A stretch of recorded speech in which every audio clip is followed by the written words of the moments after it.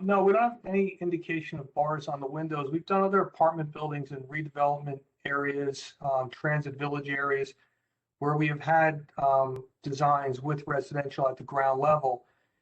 Those residents basically filter into the commercial area and help support that area. And again, I'll let the planner speak to that. But we have not had, I have not encountered an issue with our clients on that ground floor being concerned. Now the rendering, we put this rendering together really overnight because it's a new design after going through some input with your planner. There's actually a greater area in front of the building between the building and the curb. So if you were to look at the site plan, there's approximately 10 feet, which sets the building back a little bit more. It's not so much on the street as it appears in this image. That's one of the things. That's one of the things that I was looking at. It was looking to me like you had a little bit of a green strip, and then it was going to be a sidewalk that was going to be 2 feet wide. But what you're telling me, is that the sidewalk here will be 10 feet wide? Approximately. I don't have the dimension. The site engineer, Mr. Sadowski, could speak to that exact dimension, but it is much greater than what you're seeing in this elevation. We were so caught up on presenting to the board the materials and the overall appearance of the building. After I just put it up now, I realized that the sidewalk is much larger than what we're depicting in the 3D rendering. And there'll also be a small section of grass there. Is that what I'm seeing? Green? Yes, that's I don't have, let me pull up the site plan. I don't have the complete site plan. I'll let Mr. Sadowski pull up the site plan. He can get into the exact treatments along there. There are trash cans and other items along the bench, along that area that we could testify through our civil engineer. Okay. Okay, I have a question following yours, Mr. Shepherd. Will the tenants be prohibited in putting bars up on those ground floor windows? I would, if it was up to me, I would say yes. And if that's an issue or a condition, that's something we could discuss with Mr. Lanford. Mr. Lanford, would that be part of the leases? If the board feels that's appropriate, I haven't discussed it with my client, but the board obviously can impose any reasonable conditions that they may deem necessary or appropriate in granting the use variance. Okay, I think I will request that when it comes to that time. Because in lieu of bars where we've done jewelry stores, there is a high impact glazing that's used. So that way, if you don't have roll down grates in front of storefronts or bars in front of windows, possibly what we could do is use a high impact glass. So you really can't break those windows. You basically would hit it with a fire axe and it would pretty much bounce off. But if that's something that you're worried about security, that's something we can include into the design of the ground floor windows. That sounds good to me. Okay, I have a couple questions too, but I'm not sure whether they go to the planner or you. I want to talk about the tree replacements. That would be the engineer, and I want to talk about the impervious coverage. Engineer too? that would be the engineer. Okay.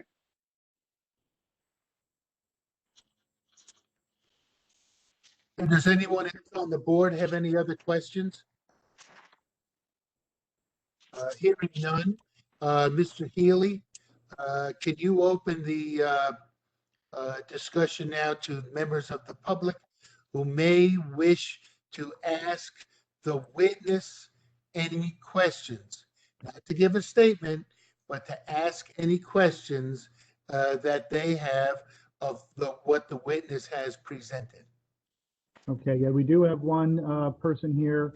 I'll unmute Joseph Rivera, and you can ask this witness any questions you have. Go ahead, Mr. Rivera. Can you hear me? Yes. A couple questions. So the first one is around, I don't see any balconies on the design.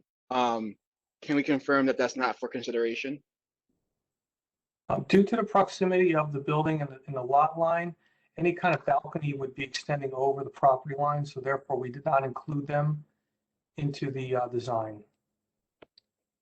Thank you. And then my other question is around the cooling of these apartments. How is that being done? Are these with window units? Are you going to have condensers? being stored externally? How is the cooling going to manage for the design? It's very much similar as a regular house where you have a heating and cooling unit inside your house. It's going to be inside of a closet, and then the condensers that would normally be on the ground for a residential property would be located at the center of the roof. And it's like I indicated, there's a hollowed out area that's concealed, so it looks like it's a normal roof slope, but it'll be hollowed out with a flat area and screened on all four sides with the air conditioning condensers up there. Thank you. And then my other question is around, it was mentioned briefly kind of around the pushback, but my understanding is the zoning in this area requires, I believe it was like 35 something feet for HBD. Is that another variance that's being applied for this that is not going to have that? I know you mentioned like 10 feet difference, but even that doesn't No. meet the requirement. This meet, go ahead, Mike. Our height is 40 feet, and we are under that with that main roof, which I had indicated is 38.7. The only area that we exceeded is at these higher tower points. Sorry, right not here. height. The height, I get. I'm talking about the pushback zoning. Because for example, my property, I'm an HBD, there's a pushback requirement. Oh, So you I mean can the put up a setback? shed. Yeah, setback. So is that another variance you guys applied for this, or how is that working out with the setback? Because even with the 10 feet mentioned, that's still pretty close. This building meets the height requirements of the ordinance. The ordinance is 40 feet and the building height is 38 feet. There are architectural elements Not that height, go not up. height, setback. So setback is the distance from the sidewalk. This meets the setback requirements. That'll be testified to by the engineer. Those are all my questions for now. And they're all good questions. Thank you very much. Thank you. Mr. Chairman, let me just clarify again. So the permitted building height, just to make it clear, is not 35, it's 40. The applicant does need a variance technically from the building height at the corners. As testified, it's 42 feet at the corners and change. So then that leads to a question, if I may, of the architect. And I think you addressed it a little bit. Could you make, it's really two questions. Could you make the building comply at the corners with the 40-foot requirement? We could, but I feel it's detrimental to the overall building appearance. I think most buildings you see that are on corners throughout the state of New Jersey have architectural enhancements at the corners. And by creating that enhancement, I feel it helps complete the design. We're only going over slightly, and it's really to a pointed element at the top of a tower. It's not a full roof area. So we felt that, we thought it was very beneficial to the overall design and hope that the board would look favorably on just those two small peaks. Again, if you look at it, it's a pyramid. So just that little spot, that point is 2 feet, 2 inches over the height limit. So we hope it's de minimis enough that the board will look favorably on that small request. And I'm sure your planner will speak to this as well, but there's two general classifications of C variances. One is there's a hardship. The other one is if it results in a better zoning alternative. From an architectural perspective, can you speak to that? I'm sorry, say it again, Mr. Healy. I didn't follow you.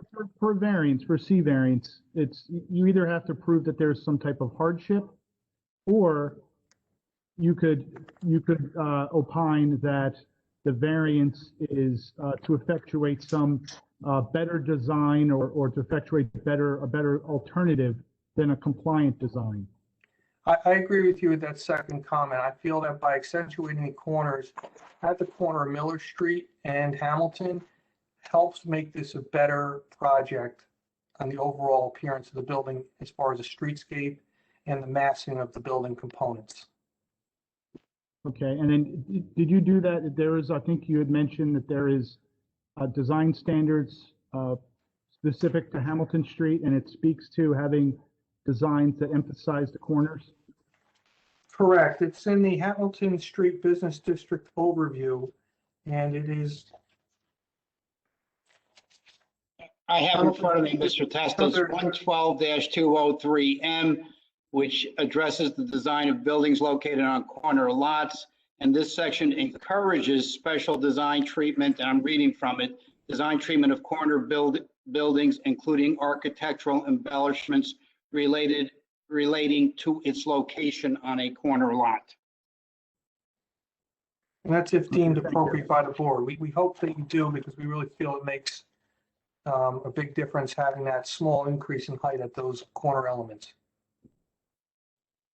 And so, Mr. Chairman, I don't see any other members of the public.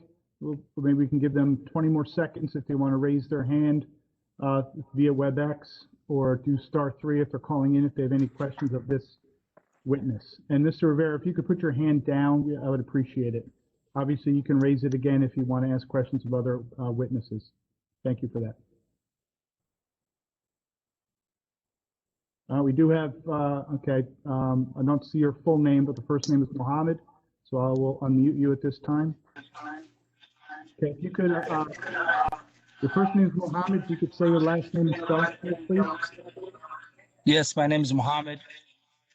Last name is Hassan, Hassan. My question is that the view of the traffic coming out of Miller Avenue into Hamilton Street, wouldn't the building block the view of the traffic on the left? If the building was set back, it wouldn't block the view of the traffic.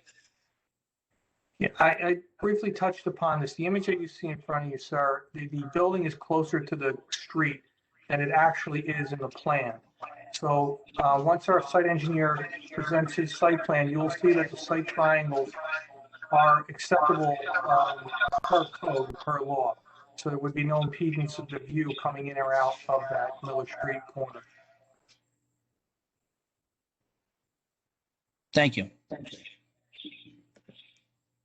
Again, good question.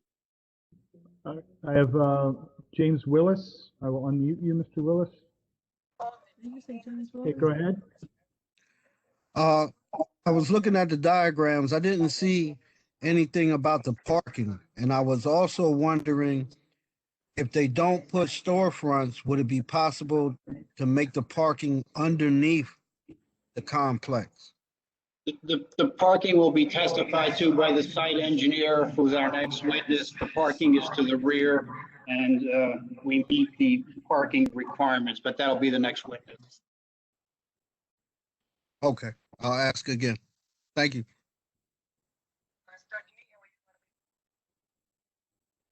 Okay, thank you, Mr. Willis. And if you could put your hand down, Mr. Willis, and then again, you can put it back up for the next witness if you have a question.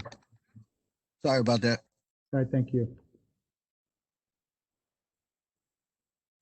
And Mr. Chairman, I'm not seeing anybody else at this time wishing to ask a question.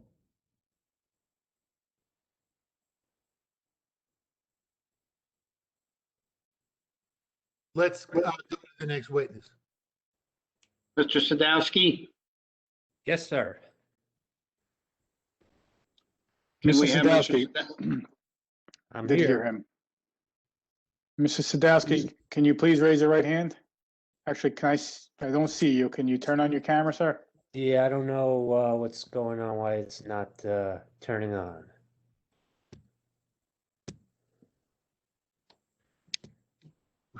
Well, I think it's going to be important for your camera to work.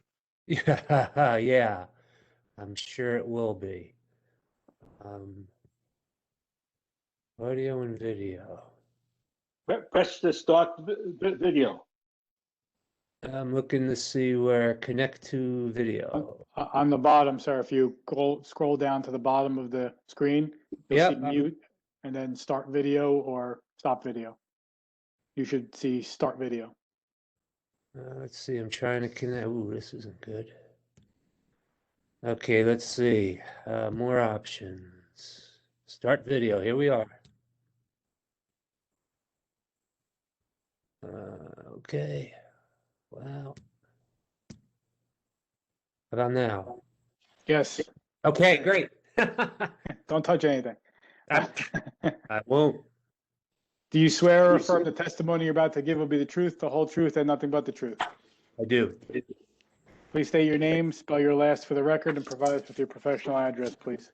Ronald J. Sadowski, Sadowski, 10 Edward Avenue, Edison, New Jersey, 08820. I am a licensed professional engineer in the state of New Jersey. Received my Bachelor of Science in Civil Engineering from the New Jersey Institute of Technology in 1988. And I received my professional engineering license in 1994, and I've been practicing for the past 27 years. Well, I think that qualifies you to appear before this board. Thank you. Thank you, Mr. Shepherd. Before I start asking him questions, we perhaps should have marked as an exhibit the rendering because it was not part of the plan set. All of the other documents that Mr. Testa testified to were part of his plan set. It did not need to be marked, but I think his rendering should be marked A1.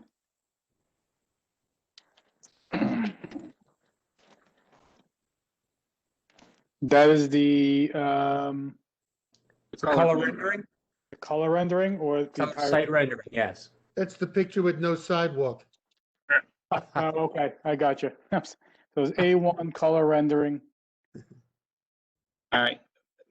Can we give Mr. Sadowski the screen and hopefully he can put his plans up and then we can go through the site? Well, I can show the color rendering. I thought that, Pete, that Aaron had sent that over.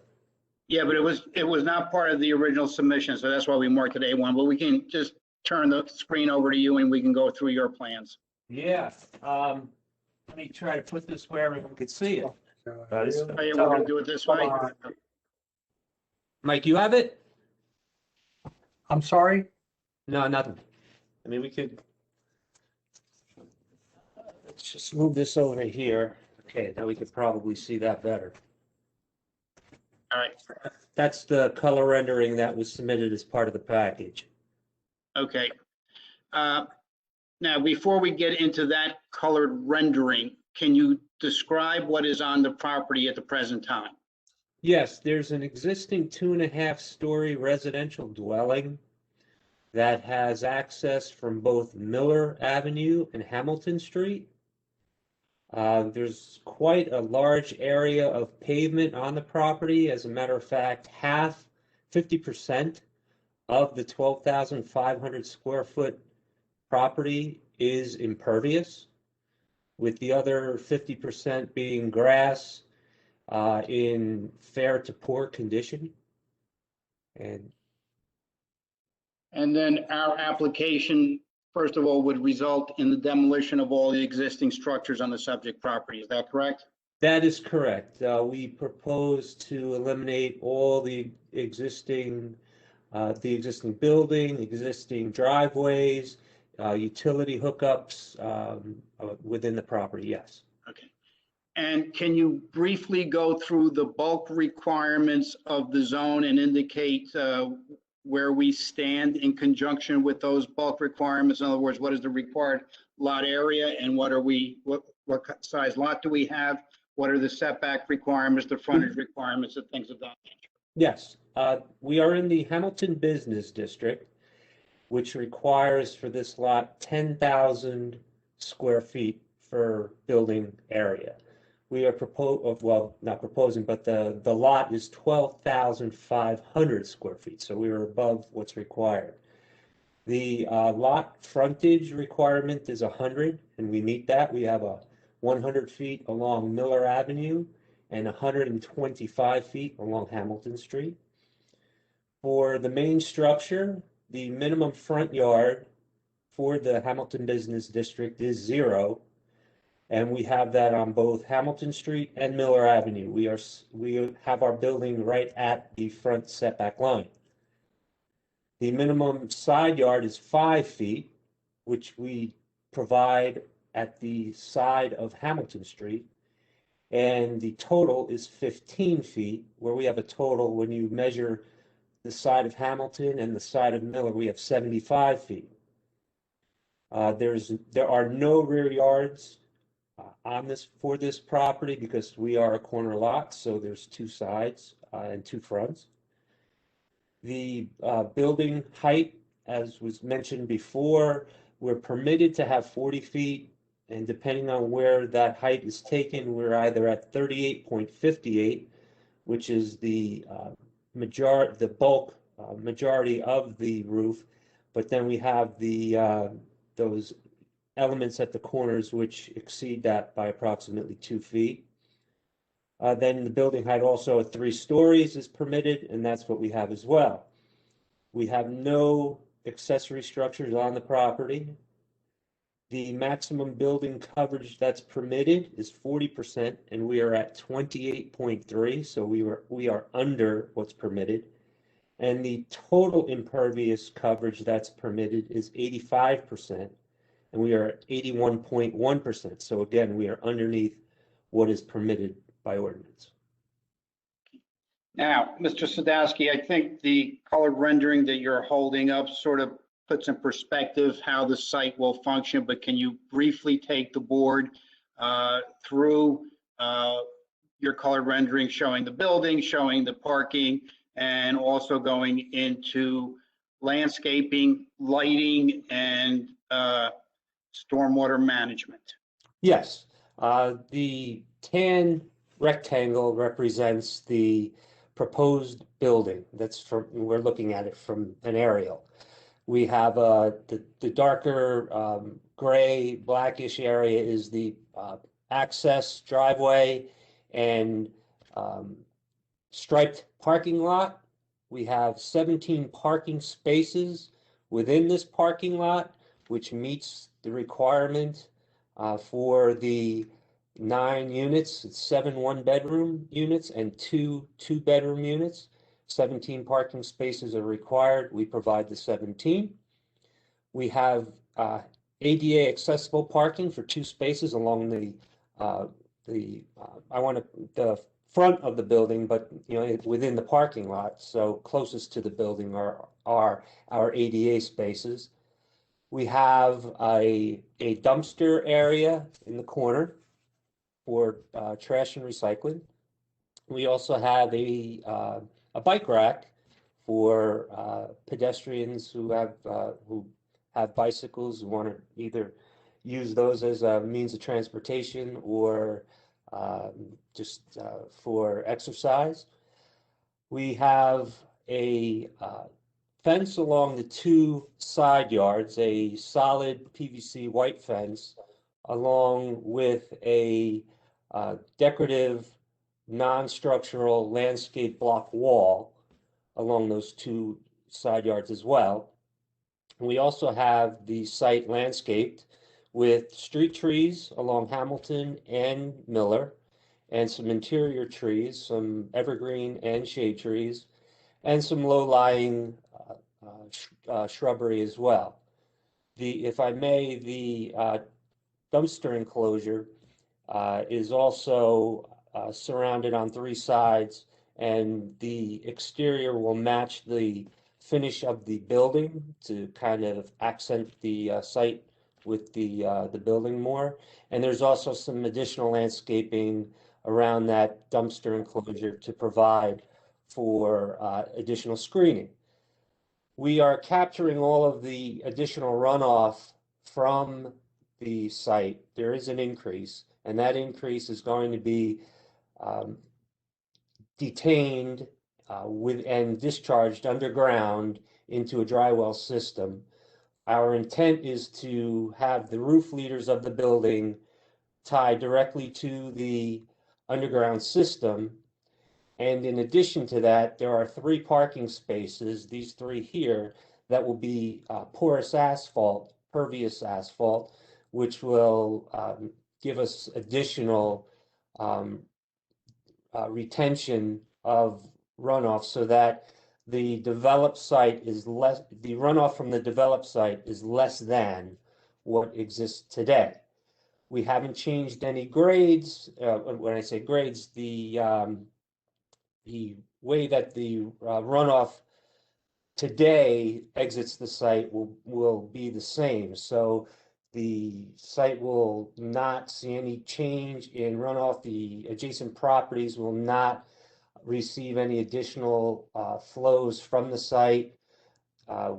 we've made it so that the adjacent properties are not negatively or adversely impacted by our development.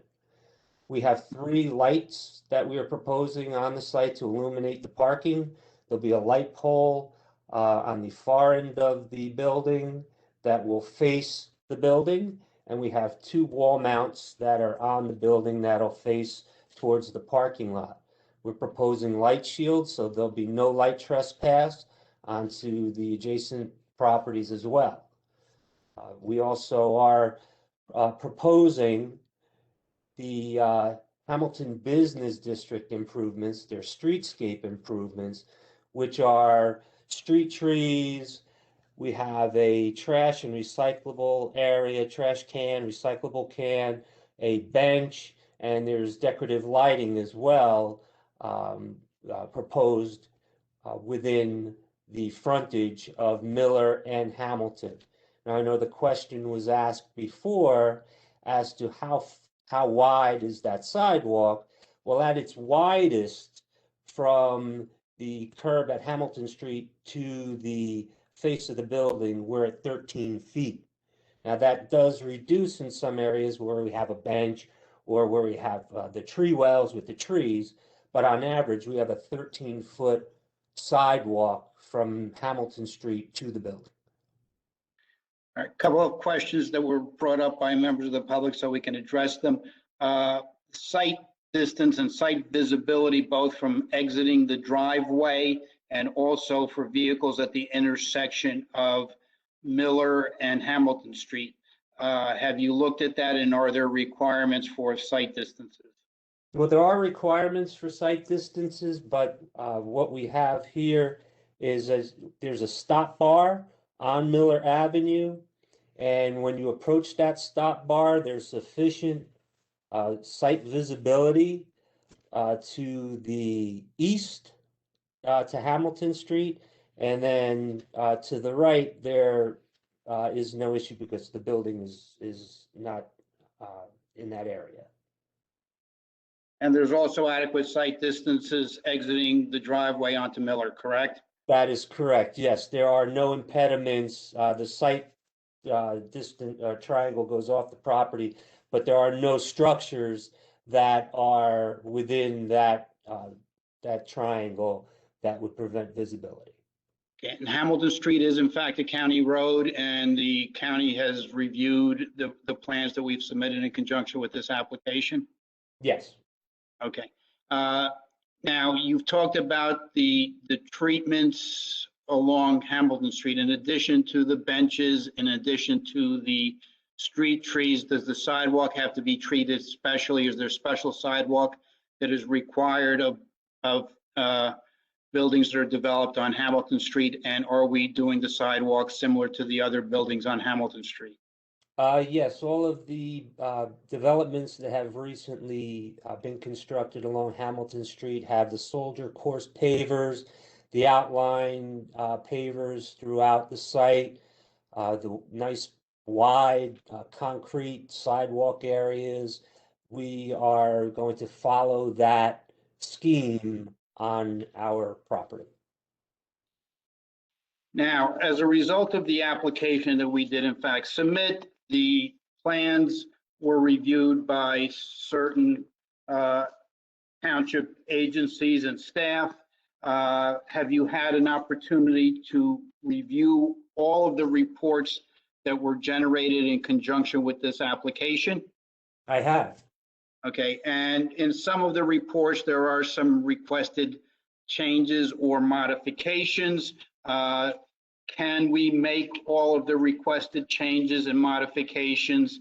And I will enumerate the reports later, but in general, can we address each and every comment that was brought up by certain staff members in conjunction with this application? Yes, we can. If I may, can we discuss the one item that came up with the engineering review for the sidewalk width along the, where we have the parking in the back of the building? All right, if you want to address that, Mr. Stasky, go ahead. Yes, now this is the CME report dated March 3rd, 2021. And it is on page 2, section B, general site requirements, item number 11, where the residential site improvement standards require a 6-foot wide sidewalk where there is automobile parking adjacent to a building. We show 5 feet on our site plan. What we are requesting is that for the parking spaces along the building, that we install the precast wheel bumpers to prevent vehicle overhang so that we do not require the 6 feet and we can maintain the 5 feet as shown on our plan. Okay, and you will in fact discuss that one comment with CME and resolve it accordingly? Absolutely. Okay, and for the record, so that we have all of the reports and that Mr. Sadowski is saying he's going to comply with, I'm going to review them and hopefully I have them. We have a report of the Franklin Township Sewerage Authority dated March 30th, 2021. We have a report of Mr. House of Fire Prevention dated March 25th, 2021. We have the report of the Environmental Commission, which is undated, and just for the record, they had requested some pervious pavement and we are providing it, correct? Yes. Okay, we have the report of the Police Department dated March 10th, 2021. We have Mr. Healy's report dated March 9th, 2021. And we also have the report of CME dated March 3rd, 2021. That's correct. And in addition, there are reports from, the Health Department, who has no objection, dated February 1st, 2021. We do have a report from the county dated January 13th, 2021. And we also have a report of the Delaware Canal Commission, who declined jurisdiction in this matter because of the size of the application. Is that correct? That's correct. Okay, and finally, the question was raised in Mr. Healy's report, and I think one of the previous questioners asked about tree removal and tree replacement. Can you address that comment? Yes, I believe in Mr. Healy's report, he confirms that we comply with the tree replacement or the tree ordinance section 222. We have 3 existing trees on the property that we are proposing to remove. And we are going to install, as part of our application, the 5 trees along Hamilton and Miller, as well as 2 additional trees and some other shrubbery within the site. How big will the trees be? Well, when they're planted, they'll be at 2.5-inch caliber, which is the requirement by the ordinance. But these trees, the trees that we've selected along Hamilton and Miller are those which are within the ordinance of the selected trees, the recommended trees. Great. Okay, thank you, Mr. Sadowski. I have no further questions. You're welcome. Board, does anyone have any questions? Yes, I have a few. Okay, first of all, I just wanna make sure here on the stormwater runoff. Right now, is it better or worse than it was before the building was put up? You mean when we put this new building up? Right. When Will we it be put the better new or building up, worse? when we put the proposed building, we construct that, the runoff will be less than current. In addition to that, the site, the existing lawn areas aren't in great condition, which leads for them to not be as pervious or able to absorb water as a well-maintained lawn would. This proposed application will have additional landscaping. That will have green area on it. There will be a reduction in grass area, but the grass will be in better condition than what's there now. Now we are also then having an underground system that's going to be in the parking lot, that's going to have the roof leaders tie into, and then also additional spaces of pervious asphalt that will collect runoff as well.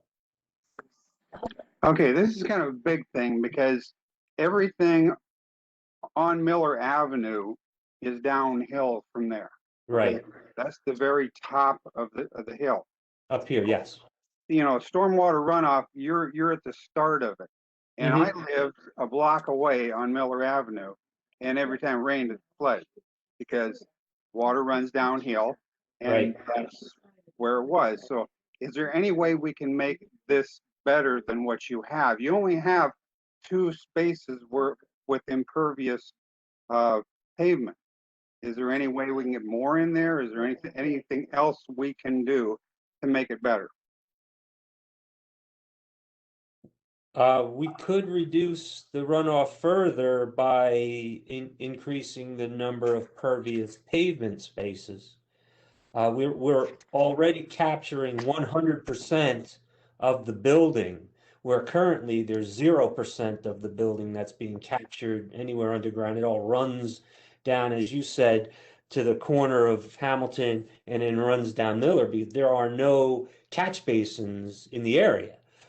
So what we've done as an improvement is the entire building, 100%, is being caught in an underground system. The additional increase in impervious cover, we have pervious asphalt to contain that, to control that.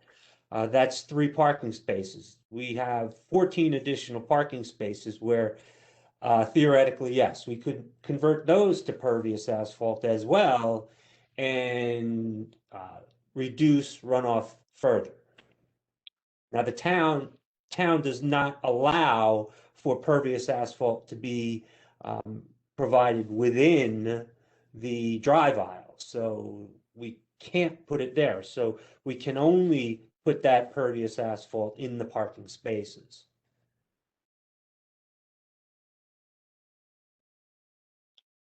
Okay, so Mark, this is for you. What can we realistically put in there for impervious or pervious pavement? What can we actually ask them to do? Well, I can't really opine on that because I'm not an engineer. I think what you could do is if the board at the end of the hearing is inclined to approve, perhaps you could put some language as a condition requiring Mr. Sadowski to work it out with our consulting engineer. The only problem with that, Mr. Healy, is we have certain requirements, which is to really deal with the water that is generated from our site. We've done that.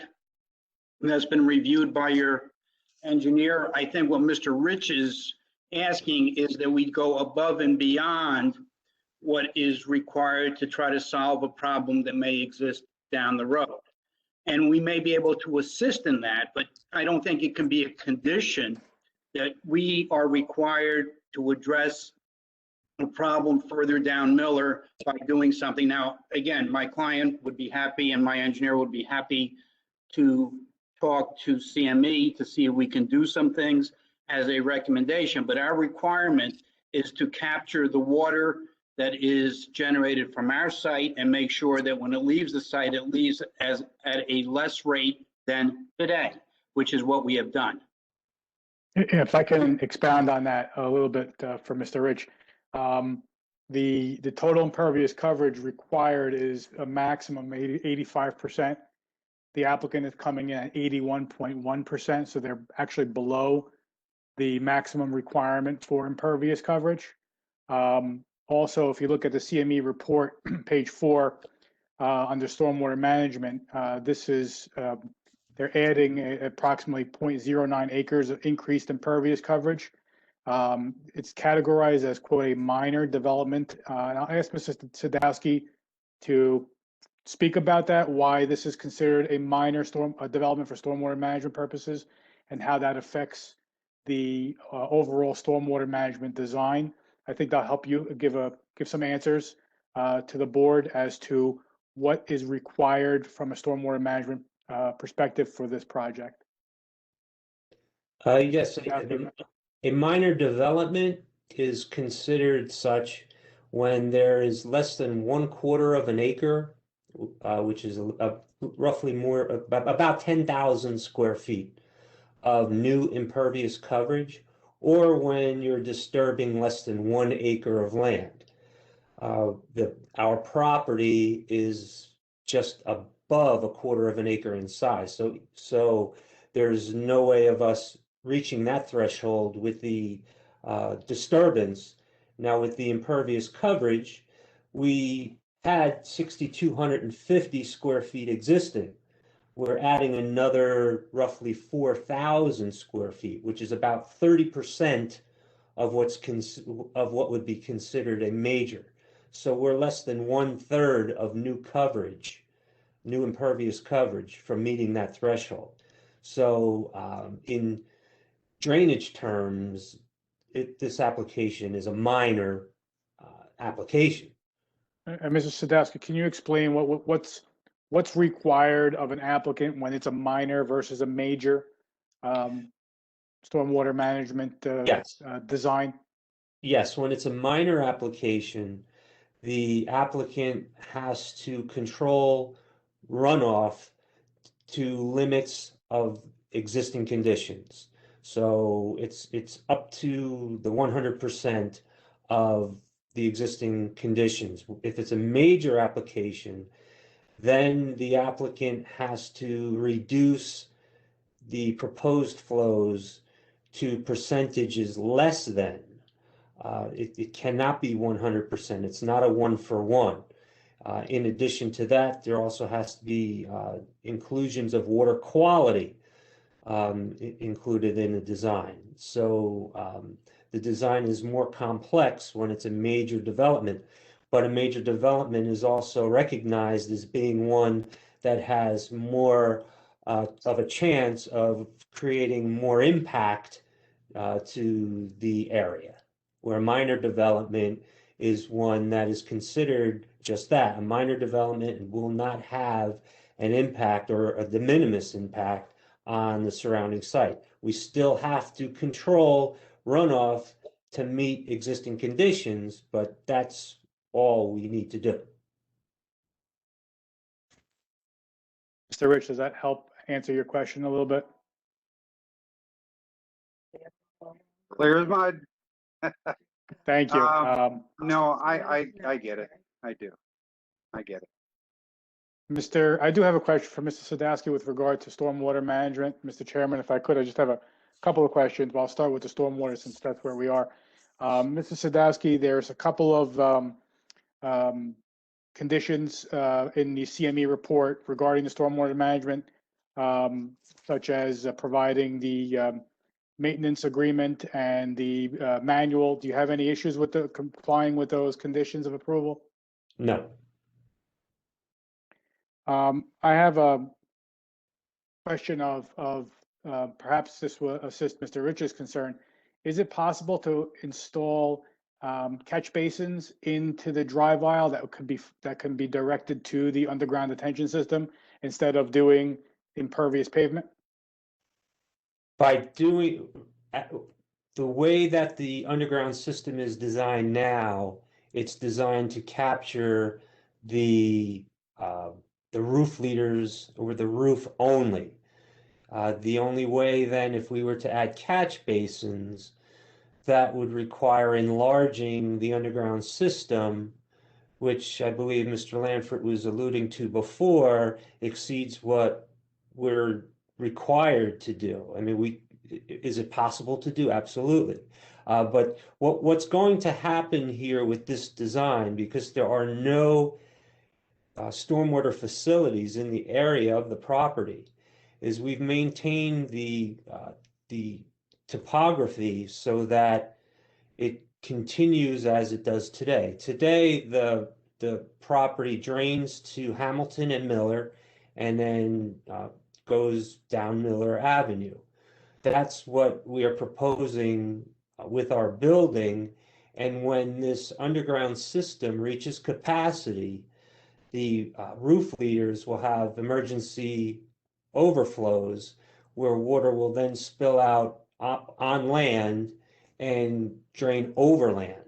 So unless we were to make that underground system larger to accommodate the additional flows that we get from the parking lot, that's what would happen, is the roof leaders would overflow, and we'd get no additional containment in the system. Okay, thank you for clarifying that. Just a couple other questions. You stated that there's a fence along the two side yards. Yes, How tall is that fence? 6 foot high, board on board. Will that PVC. PVC? PVC, I believe yeah. you did say PVC. White Yes. PVC. Yes. Some. Yes. In your opinion, will that fence block any headlight glare from cars parking in the parking lot from the adjacent residential neighbors? Yes. And in addition, we have landscaping, shrubbery along that fence line as well, to provide additional buffer. Yes, You also stated that there's a decorative wall along that area. that's correct. How tall is that wall? Maximum height of 4 feet. Maximum height. You said it's a non-landscaped buffer, non-landscaped It's wall? a non-structural, yes. It's a stacked block, decorative wall, yes. Like a What's the split point of, face. what's the point of the wall? Just to provide What additional, we needed to do because of our constraints, our water table on the property, is we had to make certain that we had enough cover for our parking lot so that we could continue to have stormwater management underground. And that required us to level the site, and in certain areas, the drop off was too steep, so that we proposed the walls to accommodate that drop. okay, excellent. Refuse, can you give the board the benefit of how refuse will, how to say a garbage truck will enter the site, pick up the garbage and exit the site? Yeah, our hope is, and what we're planning is that they will drive in. That's why we have the dumpster on an angle, so that they will front load and then back out onto Miller, and then continue down Hamilton, so that they're continuing along the county road. Do you see, so your plan is to have the truck back out of the drive aisle onto Yeah. Miller Avenue? Yes. Is there any room on site to perform a K-turn for the front loader? If there's cars in the parking spaces, no. Do you see any other location for the refuse that could accommodate a better site circulation, or is this the site circulation that you feel works best for the site? This is the location that I feel works best for the site. The only other option, and it doesn't create a different turning maneuver for that vehicle, is to relocate that dumpster to the corner here, but then it's visible from the front of Miller Street. That's why we preferred to keep it in the back here. It's got a fence behind it. It's got a CMU wall with a veneer to match the building. So, and it's also got a gate in the front as well. What about the area where the proposed bike rack is? That area is right over here, which is nice because it's along the building. Visitors or even tenants can put their bikes here and then enter the building. So you believe that area is inappropriate for a refuse container? I do, because then what happens is you have to have the vehicle traveling through the residential neighborhoods to get access to that dumpster, where what we're envisioning is off of Hamilton Street, that they're coming down Miller for approximately 50 feet, um, collecting the trash and leaving. And you don't see any issues with them backing out onto Miller Avenue? I don't, because I don't, I guess we could discuss the time of refuse collection, but I don't see that they'd be collecting the refuse that, during the heavy traffic hours of the day. Okay. Last question is you referenced the request for a waiver from the RSI standards, the de minimis request as to the sidewalk that is located along the rear of the building. Is there any reason why you can't make that sidewalk 6 feet? Yeah, to make that sidewalk 6 feet would require us to push all of our parking closer to the adjacent property, which then would reduce our buffer further that we have. And we feel that, the buffer that we have now with we'd lose the space to put any landscaping in that area. We would still be able to have a fence, we would still be able to have a wall, but we would lose the benefit of having a grass strip with some shrubbery in that area, which I feel is a better trade-off for this site. Great. I have no further questions. Thank you, Mr. Chairman. I have just one more. Back to the picture. Where Dairy Delight is right next door, where is their dumpster? That I would have to do a Google Earth to find that. Okay, I'm not sure, but I think it's just opposite of yours. If I'm not mistaken, I can't remember. I usually don't look at dumpsters that often. No, I understand. Let me see.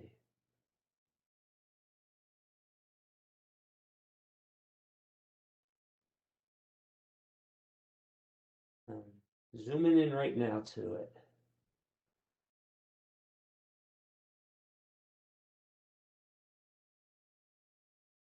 Yes, their dumpster is, okay, so there's a drive aisle here. Their dumpster is over in this location. Maybe a little further back. Looks like their property is deeper than ours. So there's,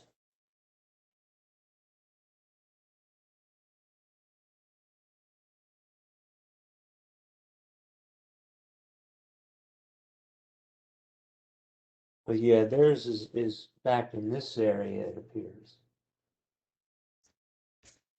Okay, thank you. You're welcome.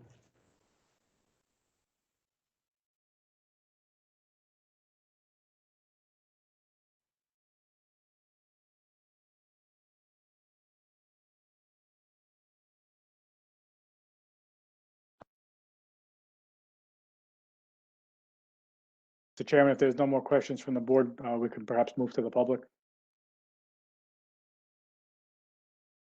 I'm sitting here saying the same thing you are, Dan, but I was on mute. You're on. Fair enough. We're on the same page. I have a question. The Franklin Township Safety Bureau's recommendation, no parking permitted within the intersection of Hamilton Street and Main Street as per the, I guess, the 39, 41, 38A. And I'm looking at the aerial on page 5 of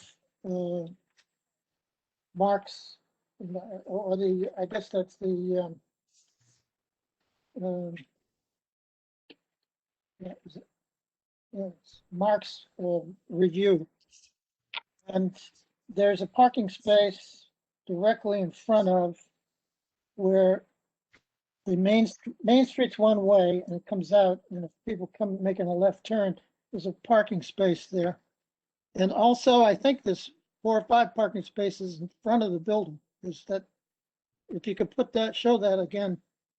Yeah, we were proposing to have parking spaces along the Hamilton Street, Right, there's 1, 2, 3. but they're not permitted. They're They're- not permitted because of the intersection of Main Street. Yeah, well, there's one there now. I'm looking at the area That's correct. and it hasn't been taken out. No, we could leave that. What we would do is we would revert back to keeping it there. We were trying to get additional on-street parking on Hamilton, but if we're not permitted to add any additional, we would revert back and leave the one where it is. Yeah, if I could make a suggestion, I think we have, these are competing objectives in a way. Whenever an application comes before either of the board, we try to maximize the number of on-street parking. So we maximize the on-street parking supply. But we had this, comment which makes sense that you don't want to have parking in the intersection. So what I would suggest is that's something that the police department brought up. The county also has jurisdiction. So I think a conversation needs to be had of how many parking spaces and where those parking spaces can be. Trying to balance, again, the objective of trying to maximize the number, but having them in a location that's safe. So again, I think that's a detail that would need to be worked out. I agree. I make a point that was formerly a business, and it's no longer a business. So you've got all the residential parking off street in the back, and I would say that that's pretty. That's a bad turn, if you know what I mean. Coming out and it had 5 parking spaces. That would make things pretty tight. But that's up to Somerset County, I guess, right?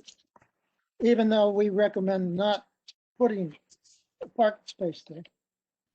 That is the county's jurisdiction, and we can confirm with them what they want.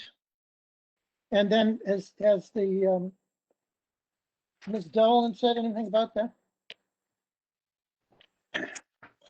Ms. Dolan did not opine on that, and I think Mr. Healy is correct that, the township would like as many safe parking spaces as you can have on Hamilton Street. There may be an opportunity to put 1 or 2 of them in there. So it's a question of us discussing that with both the Franklin Township Police Department and also Somerset County to see how many parking spaces we can get in there that are safe. If all of the parking spaces other than the one that currently exists have to go, then they'll go. They won't be depicted on the plan. Okay, well, that was my concern, and I guess you can work it out. We certainly can do that, Mr. McCracken. Okay, so now we've had all the questions from the board. Can we now open it up to the public? Mr. Healy?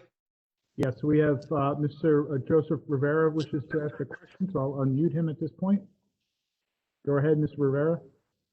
Hello, got a couple questions, and let me know if one of the questions might go into a different witness or not, but most of them are around parking in some way.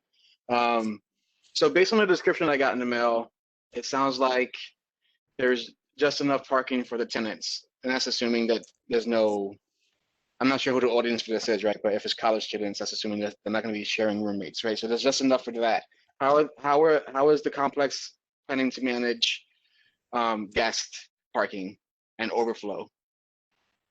The RSIS standards set forth the number of parking spaces that are required for these types of units. As we indicated, there are only 9 units. There are 17 parking spaces. So RSIS assumes that there are parking spaces for the residents, and some of the spaces are there available for guests or visitors. So I guess, how are you enforcing this? Are you going to have an assignment lot where each guest is assigned a number to the lot, so you have control over knowing if it's getting overfilled or not? Or is it going to be free for all? Like, what's the control methods for parking? Right now, it is intended to be an open parking lot. Obviously, the owner of the property, if there are problems down the road, can decide to assign parking spaces if he feels it is necessary. You don't want to assign parking spaces now because there may be tenants that don't have cars. And if a tenant doesn't have a car and has an assigned parking space, then you've basically lost that space. So it's up to the owner to figure out what best works for him and for the tenants. Got it. So I guess my next question is there going to be a way to manage? I guess the question is how will the property ensure that this doesn't become a general parking lot for the neighborhood? I am sure we will post signs indicating that it is not a public parking lot, and obviously tenants will have to register their cars when they sign their lease. And if it appears that there is a problem with cars that are parking that are unauthorized and not allowed to be there, they can be removed by the landlord. And then my other question is around the entrance. Has it been discussed about putting the entrance in your designs on Hamilton versus Miller, so that way it's more direct entrance from the main street? The county would not allow that, and also for safety purposes, this is the preferential location. You don't want a driveway going onto a highly trafficked street. Got it. And then follow-up question is around, I don't see any communal spaces, no backyard space. It's just parking lot. So how is, from a complex standpoint, are they expecting to have kids moving in, and pets? Like, how's the complex managing that? I guess who's their audience and how they're managing the lack of space for their residents? Well, 7 of these units are 1-bedroom apartments, so the chances of kids being in those apartments is minimal at best. And it's, there is some green areas in the back. We don't know whether there will be kids. We don't know whether it'll all be college students. It's too early in the game to answer those questions. But we do meet all of the requirements of the ordinance as far as coverages, and we do have green areas on the property. And 2 more questions, and then I'm done. So from a security standpoint, would there be security cameras facing the property lot? We haven't looked at that, but there probably will be. Okay. And then you mentioned the fence and the garbage and everything. Is the property complex going to ensure that that's maintained? So, for example, I've seen PVC fences where the fence breaks down and it stays like that forever. Is that going to be maintained? So if the tenants are leaving junk in front of the property is being cleaned up? The property will be maintained by the landlord, also Franklin Township. If for some reason we have a site plan, we have to abide by the site plan. If there's damage to the wall around the dumpster or there's damage to the fence and somebody reports to the township, we will get a notice and the landlord will have to fix it and maintain it. Okay, thank you. Those are all my questions.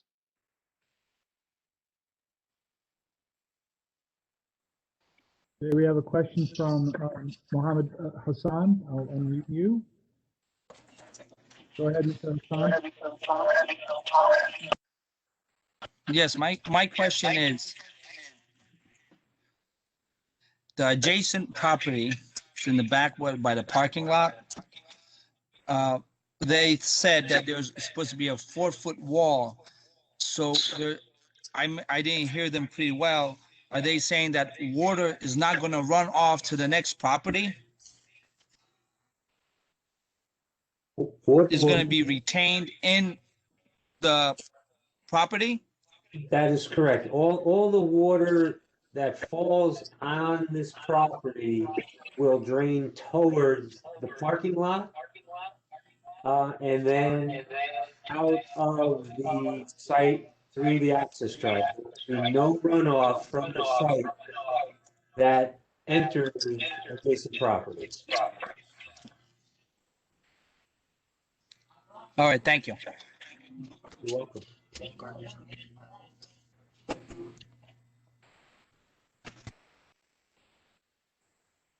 Okay, Mr. Chairman, I think we have one more. Somebody calling in from the phone. The first digits of the phone number just so you know that I'm talking to you, it's 732-910. I will unmute you at this point. Go ahead, you can ask the question at this point. Hello? Telephone number 732-910.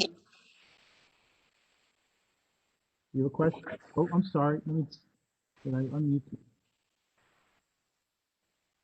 I'm sorry, go ahead. 732-910. Yes, 910-0857. Yeah, you can go. Yep, you can go ahead and ask your question. Good night. My name is Mayra Galvan. Can we identify who that is, please? I'm sorry? That's what she was doing. Please identify yourself. Hello? Myra, can you identify yourself, please? Oh, yes. My name is Mayra Galvan. I live in 22 Miller Avenue. And what is your question? My question is because I have 3 kids. I don't know if you, when you build, when you did all the things for the building, do you think about the children? I have 3 kids and they love to play on the street.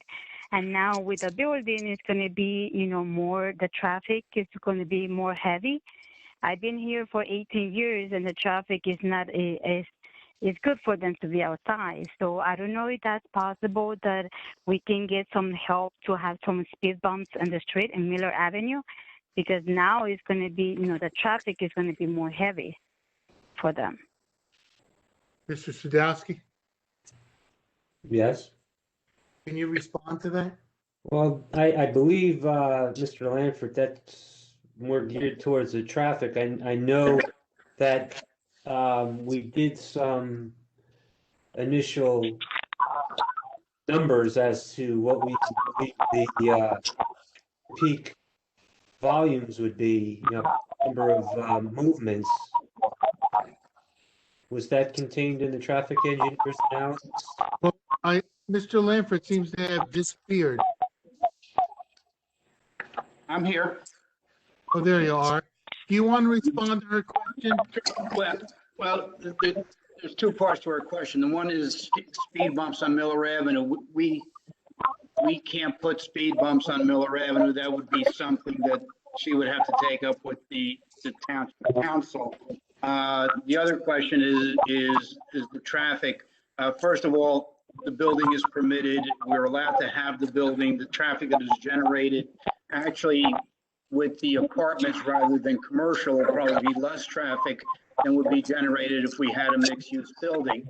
And the traffic report that we submitted indicates that most of the traffic that leaves that site will be going out to Hamilton Street. Not very much of the traffic would be going through the residential neighborhoods. Thank you.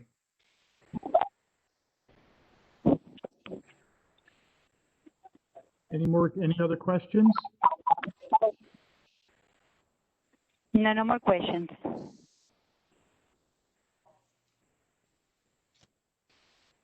Okay, so we have, if you could press *3 again to put your hand down, I'd appreciate that. The next person has a phone number.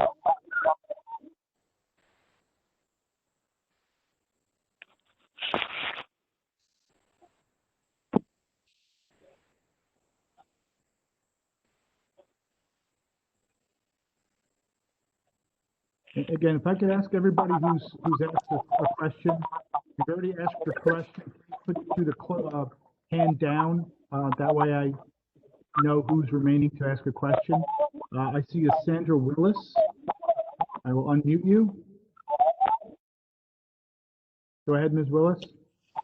My name is Sandra Willis, and I wanted to know if there's already been an impact statement concerning the solar with the height of the building. Can you repeat that question? Has it been an audit to ensure that there's no solar impact to neighboring roofs due to the height of the building?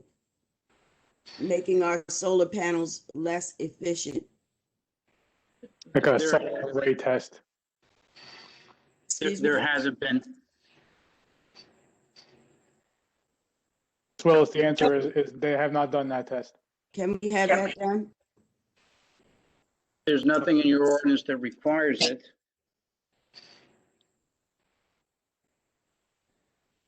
And other than the two peaks, we're under the height of the zone requirement. So it's not that we're asking for a major height deviation. Are they calling the shrubs green space? If Mr. Sadowski can bring his exhibit back up, Mr. Sadowski can identify Yep. the green space and also where the, are you on the phone? Maybe that's not going to help you. No, that's true. It's not. No. But again, getting back to the previous question with the building and the height, well, our building is pulled up all as close to, you know, we're on the property line of Hamilton Street. So we have 70 feet from the edge of the building to the property line, and that's to the back property line. So any conflict with solar panels that are on the roof of a structure, adjacent structure, us being that far from any adjacent structure, there won't be any impact to the solar panels. Mr. Sadowski, can you identify north on the map where you're using? North is basically to the top of the page. To the top of the page. So east and west runs effectively right and left. That's correct. Okay.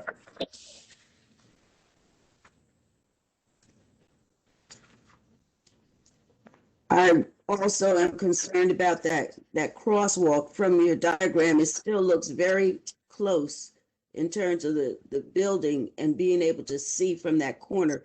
What did you say the footage was? The building looks right adjacent to that crosswalk. Not the sidewalk, but the building. Right, the corner of the building is near the crosswalk. That's correct. And that obstructs your vision from seeing oncoming traffic before you get all the way up to that sidewalk from turning right onto Hamilton. As being a pedestrian or driving a car? Both. Well, there's a stop sign at Miller Avenue and Hamilton Street prior to that crosswalk, and the location of that stop bar and the stop sign meet the municipal standards, the traffic standards. And the crosswalk is also meeting the required traffic standards. So, you know, all our distances in that intersection meet what's required by the manual traffic control device. How about distance from that building on that corner? Not set back from the corner of the street in the crosswalk, but how about distance from that corner of the building? Ma'am, the county has reviewed that and the township police have reviewed that, and there are site distance requirements, and the building is out of the sight triangle for that intersection. So in other words, if a motorist comes to the intersection and stops at the stop bar, they will be able to see left and right. The building will not obstruct their view.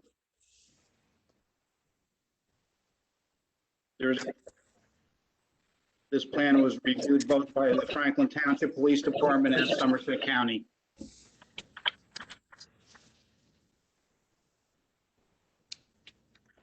I noticed in the proposal for the building, the reasons were mostly aesthetic. Ma'am, I'm not so sure we understand that question. Is the main reason for putting this building up aesthetic? We talked about the condition of the grass of the existing property, and you know it's an older property, but do we have to have 3 stories? The The ordinance allows everything that we are proposing. We meet all of Except the requirements, commercial. except for the commercial on the first floor. That is correct. And that's why we're seeking a variance. And you will hear reasons why we think that the 3 apartments on the first floor is better than the commercial on the first floor. Isn't that contrary to what the Hamilton Street Business District was put in existence for? You will hear testimony from the next witness, and perhaps you will hear something from Mr. Dominack concerning that issue. In other words, ma'am, there are other witnesses that are going to address that issue. Okay, I thought we were near the end. No, hardly. Oh, okay.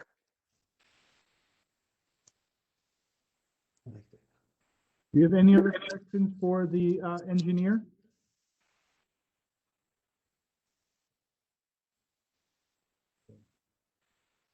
So I'm gonna mute. Okay, Ms. Willis put her hand down. So did Mr. Hassan. The first caller, the 732-910, still has her hand up. If she could press *3 again to clear her hand down, just so I know she doesn't have a question. Otherwise, I'll click on her again and ask her if she has a question. I remind the public again that after you speak, to please put your hand down. That way we make the meeting more efficient. I'm gonna, since her hand is up, I'm gonna click on it again. At the 732-910 number, do you have another question? No, I don't. I'm sorry. No, I don't. Okay, so kindly press *3 on your phone. Thank you. So, Mr. Chairman, just let me check one last time. I do not see anybody else with their hand up at this point for this witness. May I move to my next witness, Mr. Chairman? Yes, please do. Thank you, Mr. Chairman. Mr. Siegel.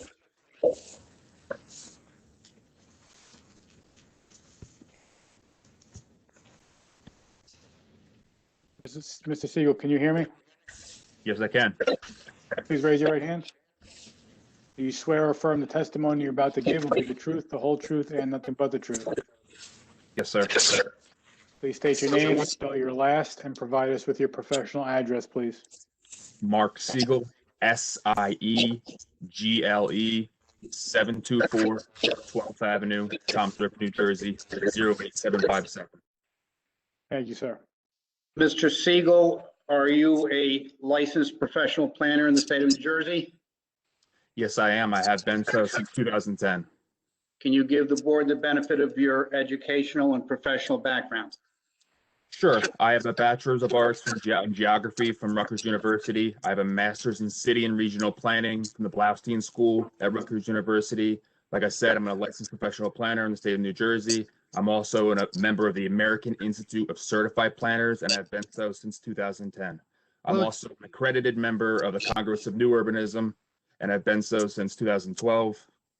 I spent 12 years as the principal planner for the city of New Brunswick, and I'm currently the principal planner for the city of Asbury Park. We'll accept him as an expert in planning. Thank you, Mr. Chairman. Mr. Siegel, will you be relying on any exhibits this evening in presenting your testimony? I do have one exhibit which I have previously submitted, correct. Okay, perhaps Christine can get that one up on the board rather than have you turn over the screen to you. Mr. Siegel, you're familiar with the zoning ordinance of the Township of Franklin? Correct. You're familiar with the master plan of the Township of Franklin? Correct. And you are also familiar with the rules and regulations of the Hamilton Street Business District, correct? Correct. And have you visited the subject property? Numerous times, correct. And you are also familiar with all of the plans that were submitted by Mr. Sadowski and also Mr. Testa, correct? Correct.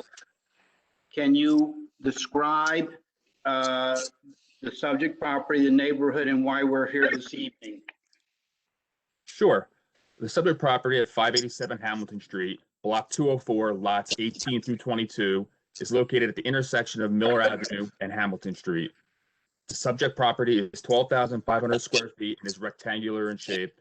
Currently, there's existing structures on the site which will be demolished as part of this proposal. The property is abutted by detached residential uses to the north, a commercial property to the east, a detached residential uses across Miller Avenue to the west, and a vacant lot and mixed-use building across Hamilton Street to the south. The application before you this evening is for the construction of a 3-story, 9-unit multifamily residential building consisting of 7 one-bedroom units and 2 two-bedroom units, and the provision of a rear parking lot consisting of 17 spaces. The property is located in the Hamilton Business District zone. Multifamily residential uses are permissible in this zone, but only when located above a permitted ground floor commercial use. We are not seeking to provide that ground floor commercial use. Therefore, we're seeking D1 variance relief from you. The proposal meets all other bulk requirements, parking, setbacks, and coverages. There is a minor deviation for height, which I'll get to later. A D1 use variance requires an analysis as to whether the proposal meets the 3-prong test set forth in the Medici case. The 3 prongs ask, are there any special reasons in relation to the proposed use that benefit the public good and advance the purposes of zoning? Are there any substantial detriments to the public good, the zoning plan, the zone ordinance from the proposed development, and do the positive benefits substantially outweigh any detriments by the proposed development? Now, the Medici case also requires an enhanced burden or enhanced standard of proof to reconcile the granting of the variance when the zoning does not permit the use within the zone. Now, the positive criteria. The proposed project advances the purpose of zoning found in section D2 of the municipal land use law, including purpose E, by providing an appropriate population densities and concentrations that will preserve the environment. This is achieved by developing multifamily housing along an accessible, walkable corridor with proposed setbacks, height, parking, and all in conformance with the master plan and zoning ordinance. The master plan has found buildings with these proportions to be appropriate for this location. The project also promotes purpose G by providing sufficient space for a variety of uses, including housing to meet the needs of New Jersey residents.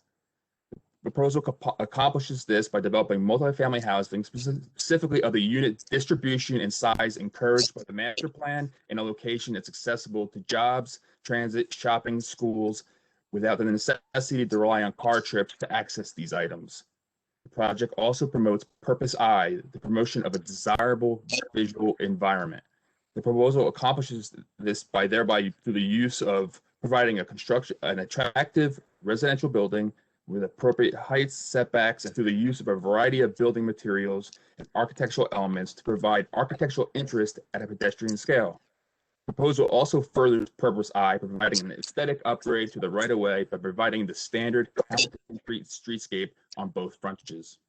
The positive criteria for the granting of the D1 use variance is satisfied, and at the end, the site is particularly suited for the proposed development as it furthers multiple purposes of zoning, performs the setbacks and coverages and heights set forth in the zone, and promotes the general welfare by providing for the construction of the type of housing units, specifically smaller residential units, which are encouraged in the 2015 Hamilton Street Master Plan Update and 2016 Master Plan Reexamination, and by providing them in a walkable location, which will help support commercial uses along Hamilton Street by creating a greater population in proximity to such uses. Now, in addressing the negative criteria, the applicant must prove that variances can be granted without substantial detriment to the public good and will not substantially impair the intent and purpose of the zone plan and zoning ordinance. The 2015 Hamilton Street Master Plan Update and 2016 Master Plan Reexamination Report identified the revitalization of the Hamilton Street corridor through private investment and redevelopment as a major goal. This proposal is consistent with that intent. Both documents also encourage the construction of smaller residential units, which may be attractive to young professionals who are seeking housing in a walkable, bikeable location.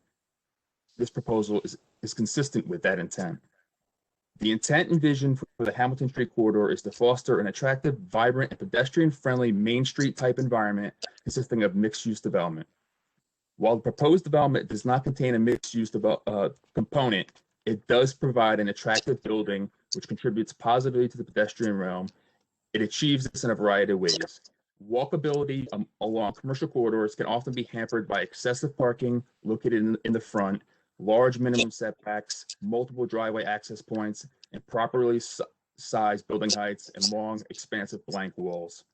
The proposed height, setbacks, and parking lot location are consistent with Main Street type development and are consistent with the bulk requirements of the Hamilton Business District Zone. The proposal reduces the number of driveway access points by removing the curb cut off of Hamilton Street, further benefiting the walkability of the area. The proposal is also including the standard Hamilton Street streetscape, which calls for uniform sidewalk design, street trees, street lighting, and street furniture, thus even further contributing to the walkability of the area. The proposed building utilizes a variety of different building materials, which help break up the massing of the facade. The proposed building also incorporates a variety of elements which provide architectural interests, such as accentuated standing seam roofing at the corners of the building, which provide an architectural embellishment signifying its importance as a corner lot from an urban design perspective. It also, through the use of decorative banding, aesthetic trim, and pilasters, which further break up the massing while also helping define the entrance to the building. Now, the Medici case requires that the applicant address, in addition to the positive and negative criteria, an enhanced burden or standard of proof in reconciling the omission of the proposed use from those permitted in the zoning district. One of the standards for reconciling cited in the Medici case is showing a change in circumstances since the zoning was last updated. Standalone residential apartment buildings were removed from the list of permitted conditional uses in the HPD zone in 2015 in favor of requiring mixed-use development, which only permits residential uses when provided to the first floor commercial use for parcels fronting on Hamilton Street. The growth of e-commerce in recent years, which has been accelerated by the COVID-19 pandemic and a change in consumer preferences, has resulted in the closures of many brick and mortar commercial businesses. Currently, along the Hamilton Street corridor, there's a significant amount of commercial space which lies vacant. Many of these spaces have been recently constructed. As you can see, a visual representation of the available spaces along this corridor is shown in the exhibit that's up on the screen now. There's roughly about 37,000 square feet of vacant commercial space along this corridor. The Medici case reiterates a view expressed in the case of Kramer versus Board of Adjustment, in that boards of adjustment, because of their peculiar knowledge of local conditions, must be allowed a wide latitude in the exercise of delegated discretion. In the instance before you this evening, the construction of additional commercial space along the corridor would be counterproductive and not conducive to fostering a pedestrian-friendly environment. Construction of additional residential units in a building which by design meets the bulk standard criteria would be supportive of current and future commercial spaces and helping create a sustainable business district along the corridor, which is stated in the intent of the Hamilton Business District Zone. It is therefore my opinion that the benefits to the public good and welfare are served by the development proposal and will substantially outweigh any detriments resulting from the granting of the D1 use variance. In terms of the height variance, I believe it could be justified under a C2 justification or a flexible C, where the benefits in granting the variance are shown to be greater than development alternative. The corner lots in the Hamilton Business District are encouraged to have accentuated corners, which our standing seam roof does that. By providing that standing seam roof and the pillar and the towers, we exceed the maximum 40 feet in the zone by roughly 2 feet and a couple inches. By not providing that, it would lessen the architectural interest of the corner, and the benefit of providing it outweighs any kind of detriments. Mr. Siegel, a couple quick questions. You have provided an exhibit which you referred to in your testimony. Correct. And that exhibit shows the number of vacant commercial spaces along Hamilton Street. Correct. Now, in the recent years, there has been quite a bit of new development along Hamilton Street with the promotion of the Hamilton Street Business District. Are the vacancies limited to the older commercial establishments, or are some of the newer commercial establishments that have been recently constructed, or are they suffering from the same, some of the vacancies that you've referred to? The newer and the older are both subject to the vacancies right now. The property at 95 Hamilton Street has almost 13,500 square feet of vacant space. The only they have 2 of the, I believe it's 7 suites filled. Now, also the question that was raised by some of the neighbors and the concern about traffic. Do you have an opinion as to whether the use of this building solely for residential purposes with no commercial use would have a positive traffic effect on the neighborhood? I believe it would, because if you were to put a permitted commercial use in there or a personal service, you'd have more come and go. People might come out of the drive aisle and go right and go through the neighborhood. Whereas if you just have the standalone residential, the number of trips per day is going to tend to be lower, which is not going to cause as much traffic. And do you have an opinion that by adding the additional 3 residential units, that the addition of those units would provide further or additional people that would support any new businesses that do come in along Hamilton Street, and that the goal and the purpose of the Hamilton Street Business District is not only to attract business, but also to attract people to support those businesses? Yeah, if you're going to if you're trying to support your commercial district, you're going to have people living within proximity to frequent those establishments. Thank you. I have no further questions. Board questions? Anybody have any on the board have questions? I have a couple, Mr. Siegel. And I guess I go back to a question that I asked the architect. One of my concerns is that, and you used the words very quickly in your analysis where you talked about long corridors of just flat surfaces, or something to that effect. But I'm concerned that having this, the first floor be occupied by residential units will create a dead space on Hamilton Street, because that's a rather long building that they're putting up. And I don't see anything that they're doing that's going to make it an area where people are going to want to congregate or even walk through. What can you say that addresses that issue?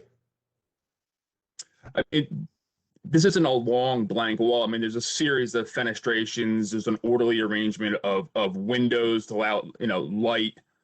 The building is pulled up to the front of the property line. It's not set back. So I believe it does foster a walkable environment.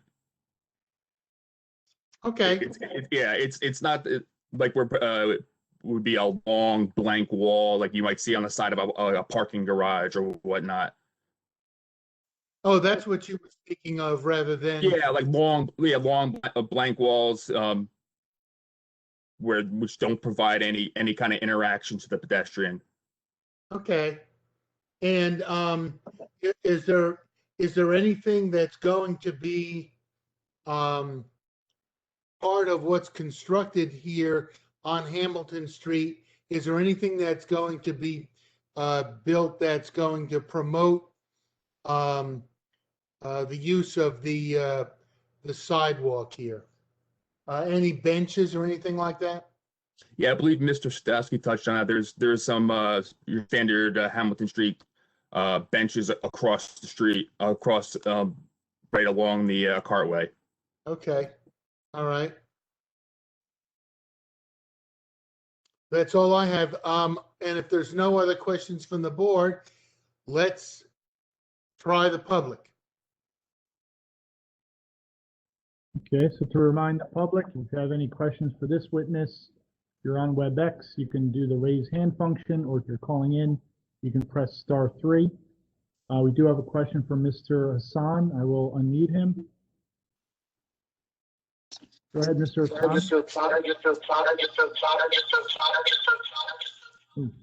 Yes, my question is, I don't know if the planner or the engineer or the architect ever came down here and looked at the ice cream parlor when it's busy. The people that are waiting, the customer line goes past in front of the new building that's going to be created. So there's always going to be people standing on the sidewalk in front of people's apartments. So is it that, shouldn't that be commercial than residential?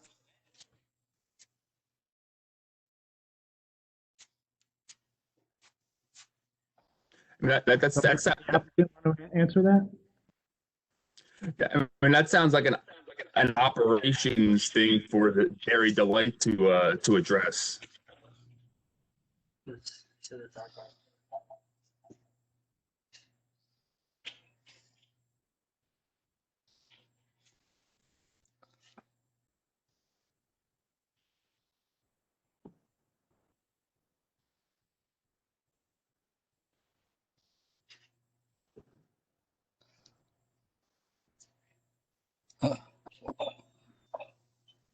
Do you have any other Are we questions? still, the answer, was the question answered?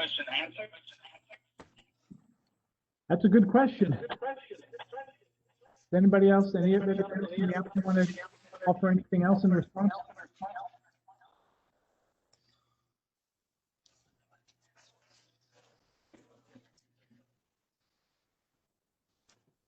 I guess there's no answer. Well, Mr. Siegel, are you going to respond to his question? I respond. It seems like it would be an operation issue for the Dairy Delight. I mean, there are places where they have ground floor commercial units where people are outdoors. It might be need to be something that works. Maybe the town works with the operator if they'd like to keep a more orderly queue of people onto their site. Mr. Siegel, do you see anything, if there's an apartment building in what you'd consider a main street, pedestrian traffic on the sidewalk, something that's inconsistent with residential living in that type of environment, or is that something that somebody living there should expect to experience? Yeah, someone should expect to have, as what we're trying to foster, a vibrant, pedestrian-friendly environment. So someone who is going to get a ground floor, unit in a walkable area should expect to have active pedestrian realm in front of their apartment.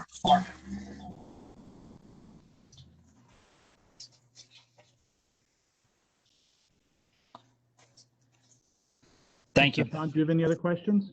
No, I don't have any more other questions. Okay, thank you for putting your hand down. Members of the public, well, we do have we have somebody calling in. I'll unmute you. This is caller 732-249. I will unmute you. Go ahead. Hello, my name is Denise Walton. I'm the resident that lives in 593 Hamilton Street. I'm in the at the corner of Hamilton and Miller, which is the site across from 587. And I have quite a few concerns about the place be put up the way it's at this time planned. Okay, I'm opposing to the building of this. Now, ma'am, site. ma'am, Yes. right now, what we're doing is you can ask questions of the witness. Oh, okay. This is not at the end. Okay. Statement. Okay. Well, I'll come back to you later. Okay. Thank you. Okay, thank you.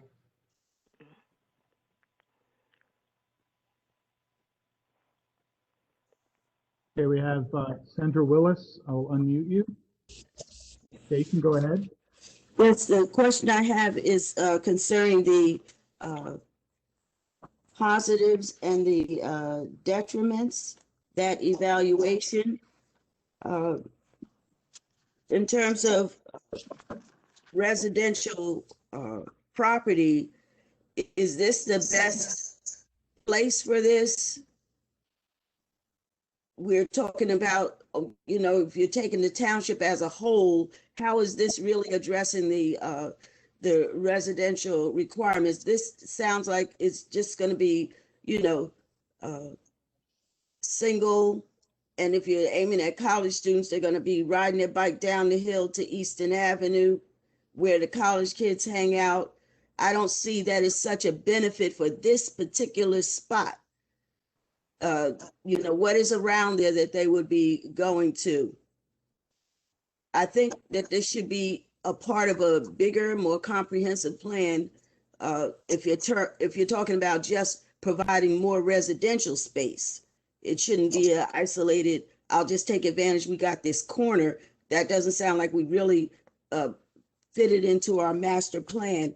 And I noticed some of the language was referring to the area as an urban area, and that's really not urban in this neighborhood.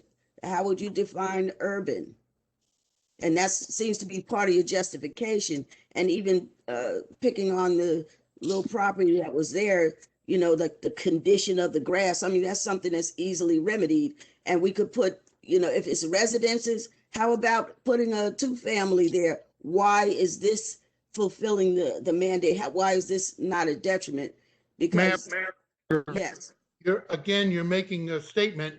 If you have a question to ask. I'm asking about how he's the detriment, the weighing that the positives, this is what his verbiage was, right? That What you need to do, benefits. you need to ask a question and then stop talking Okay. so that he can provide you an answer. Okay. So, Mr. Siegel, I think Ms. Willis's question was, how is this site suitable for the proposed development? Yes, in relation to when she talks about the units, the master plan update and the reexamination report specifically call for the creation of these smaller units, which might be attractive to younger professionals. The reason why we're not providing, a 2-family is a 2-family would not be permissible fronting on Hamilton Street. A professional 2-unit. I'm just asking, how is this the best use for this particular,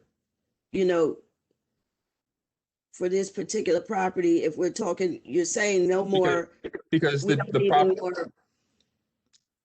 because the property meets all the bulk requirements. The master plan has envisioned a building of this proportion to be located on the site. We are here seeking the D1 and we're citing the changes in local conditions due to the high vacancy rate. And your question towards why we're not providing a 2-family is a 2-family would not be permissible to be fronted on Hamilton Street. Which we could get a variance for, since we're now focusing not on commercial, but on residential.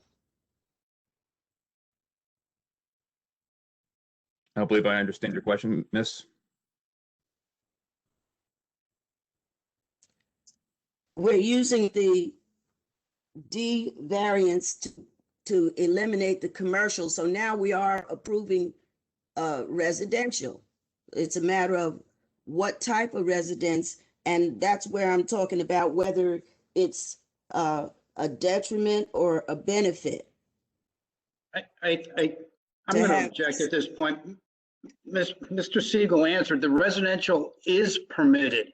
It's the only reason we're seeking the variance is the residential on the first floor, but the residential apartments on the second and third floor are permitted in the zone.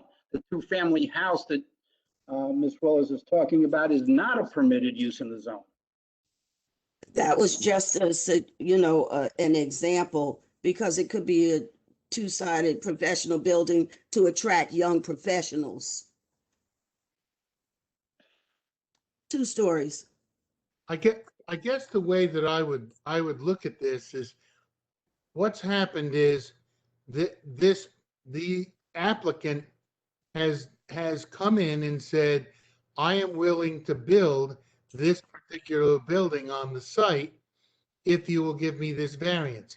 It's not as if we get to choose between A, B, and C as to what commercial development will be brought. We just have to look at the applications that people bring us and decide whether or not they're worthwhile. And so there's no contest between whether it's a 3-story building or a 2-family house, because that's what they're bringing us. And so we have to decide whether or not it's worthwhile to remove the existing old house that's on this property and build a brand new 3-story building that's going to have 9 apartments. That's what we're doing. And really, what the board has to do is determine 2 things. Number one, did the applicant satisfy the positive? You talked about the positive criteria. The way that's done is that the applicant has to show that the site is particularly suited for the proposed development. And they provide testimony to that effect. They have to show that basically this site is going to work for the proposed use. Then they have to show that there are no substantial detriments to the public good, the surrounding neighborhood, and to the intent of the master plan. And then on balance, if the site works, if there's a positive outweighs those detriments, then the board should grant the application. If the board finds that the detriments outweigh the positives, then they can deny the application.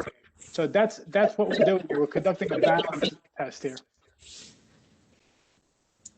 Mr. Chairman, you're muted.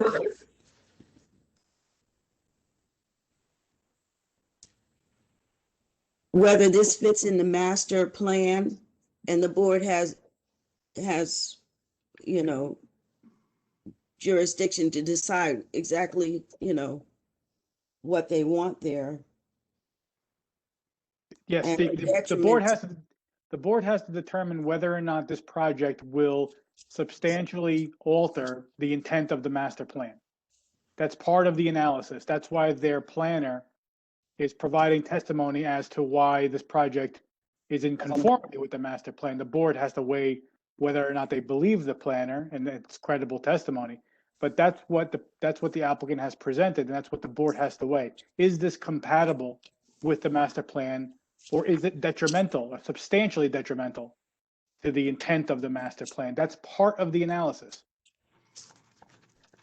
Yeah, if I can speak to this briefly, I think Mr. Lanford brought up a substantial point, which is, and his other experts have as well, in that a 3-story building with 2nd and 3rd floor apartments is a permitted use.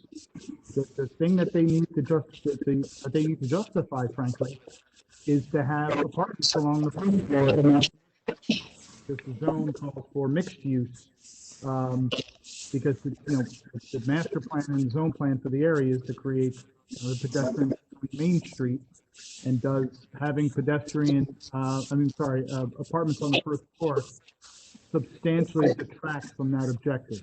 I think that's, in terms of the D1 variance, that's really the focus, in my opinion. I understand that. and was looking to broaden what those detriments might be based on the whole neighborhood.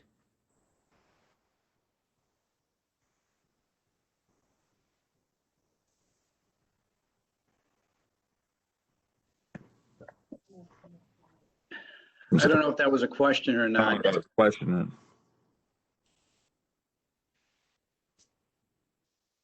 Is there room for considering the detriment to the neighborhood? I think as Mr. Healy just pointed out, Or is it the just building, plan? the building, as Mr. Healy pointed out, the building is permitted. The question is, should the first floor be allowed to have apartments as opposed to commercial? That's the only issue that this board needs to decide after hearing the testimony. We meet all of the other requirements. The parking lot's not going to change. The look of the building's not going to change. The question really is, should the applicant be allowed to put 3 apartments on the first floor as opposed to commercial space? It's that simple of an application.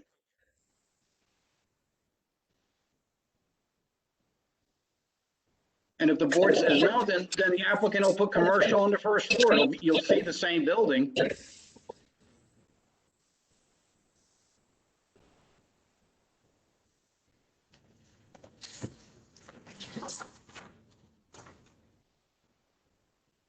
Any other questions, Ms. Willis?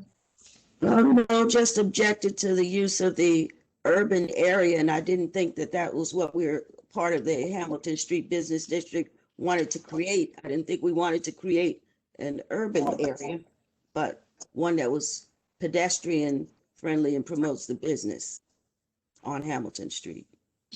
Okay. Okay, thank you. I'm going to move on to, I think we have one other caller.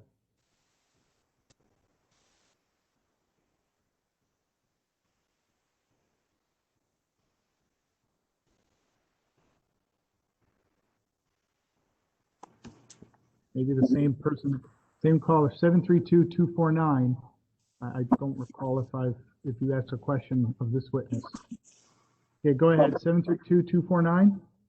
Hello? Do you have a question of this witness? Well, mine is, this is still for the witness. Okay, I just want to at the end now. Okay. Okay. If you could kindly press *3, I'd appreciate that.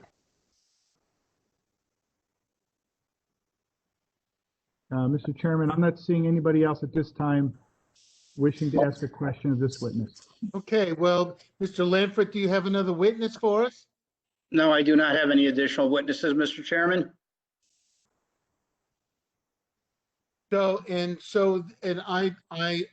I would have to listen again to your comments regarding traffic.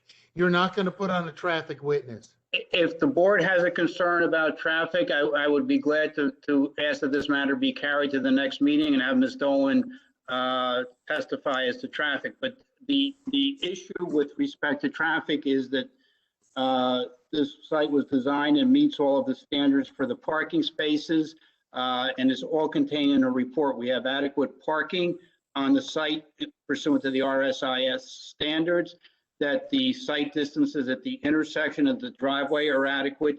But I would be glad to have Ms. Dolan come at the next meeting and testify if the board wants to, if you or any other board members want to hear from her. Okay, so I'll ask the board members whether anyone feels like it would be important to have a traffic engineer come and testify at the next meeting available to Mr. Lanford and his client. So I've heard. I don't think one is necessary. I think just for 17 parking spaces, the additional traffic to the roadway is de minimis. I don't see it. Mr. Chairman, with only 9 apartments, there's much less traffic than if there was commercial space on the ground floor and people, customers going in and out of the stores. That's sort of my thinking. Not necessary. I agree. Another member who has spoken. So I think at this point, we are at a point where Do anyone on the board wish to make a comment before I open it up to the public to allow them to make comments? Mr. Chairman, if I can, I just have one thing, and Mr. Lanford, I just want to recall Mr. Sadowski, because I'm looking at one of the ordinances. I just want to get a clarification on something we spoke about earlier with regard to stormwater management, if I may, for just a minute. Sure. Mr. Sadowski, can you hear me? No. I can, and I'm going to put my video on too. Yes, sir. Thank you. Okay, so I'm actually in the CME report. It's talking with regard to stormwater management. It talks about ordinance 330-5. Now, you made a comment before about the overflow of the system draining out onto Miller Avenue. Is that correct? Yes. Well, Okay, what's going to happen is we have our underground system that's located in the parking lot. The parking lot is graded to drain towards Miller Avenue. The roof leaders for the building will drain into the underground system. If there is an unusually large storm that surpasses what our design is for, or what would happen is the water then coming down the roof leaders would exit through the emergency overflows that are on the roof drain themselves, and then run off overland either to Hamilton Street and then down to Miller, or onto Miller directly. Now, you're proposing the pervious surface parking spaces, correct? Yes. Would that prevent the water from flowing off of the parking lot into Miller Avenue? It would not, it would only do that for the design storm, which is 3 inches of runoff for every square foot of impervious cover. Any storm above that would not, the pervious asphalt would not handle it, and that additional runoff then would continue on to Miller. And that's what you're required to capture, right? The 3 inches. That's correct. That's correct. That's the design that Sure. we have to follow. But there's one thing in the ordinance I just want to read to you. The infiltration measures shall be designed with an overflow to the surface, which shall be stabilized and directed to an existing stormwater conveyance system, which you don't have. That's correct. Or in a manner to keep the overflow on the developed property. Don't you have to keep the water flow onto the developed property? Are we proposing to do that? Yes. No, we're not proposing to hold it on the property. It's going to have to drain. We have to allow the water to drain off site, but we're allowing it to drain off site through the parking lot, onto the access drive, and into the gutter of Miller Avenue.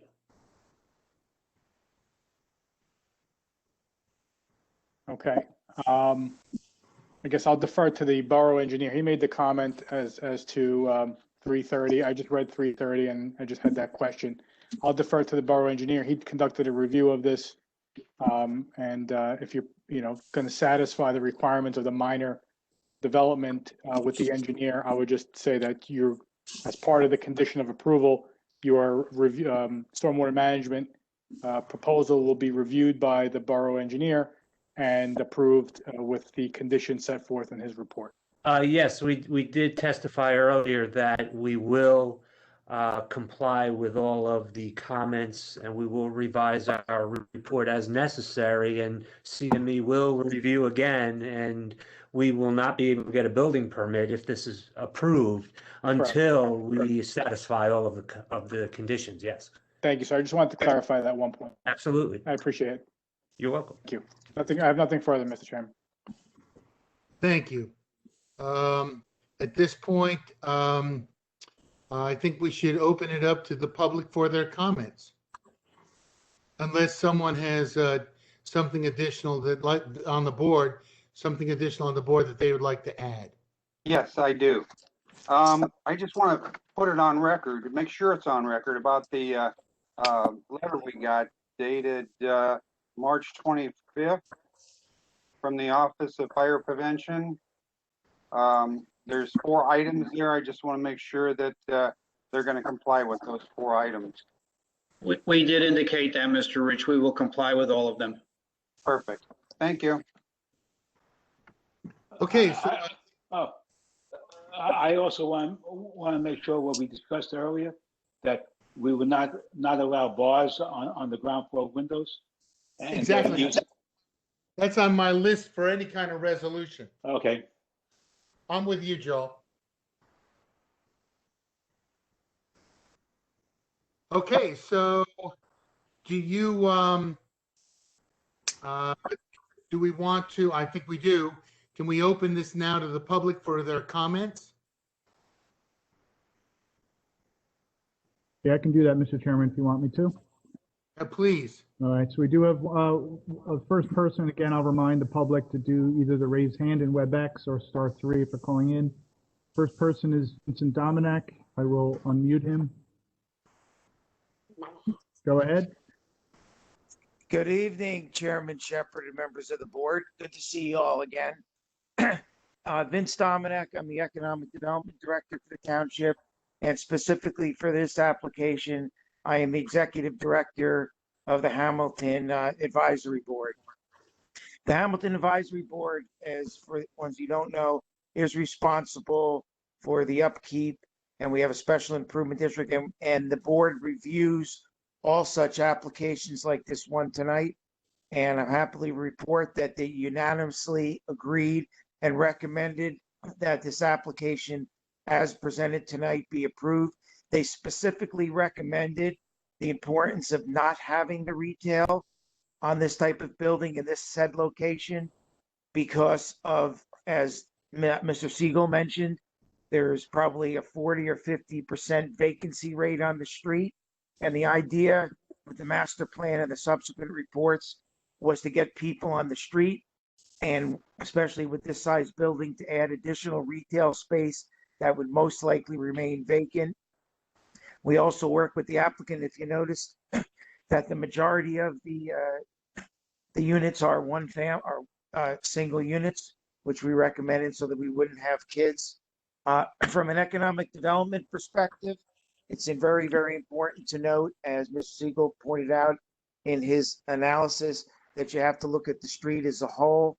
And the fact is that the street needs more people on the street. It does not need at this time more commercial, which as the professional economic development director and also the board that is responsible for the street recommends. In regarding the minor height variances, the Hamilton Street Board also unanimously recommended that variance be granted because, as was properly pointed out by the various professionals, that there's supposed to be an architectural treatment at the corners, and without that, the building would not have the same look. I'll also point out that the applicant has agreed to comply with all applicable staff reports and meet all stormwater recommendations. So in conclusion, I would say that the Hamilton Board and myself unanimously and without objection recommend that this application be approved as submitted.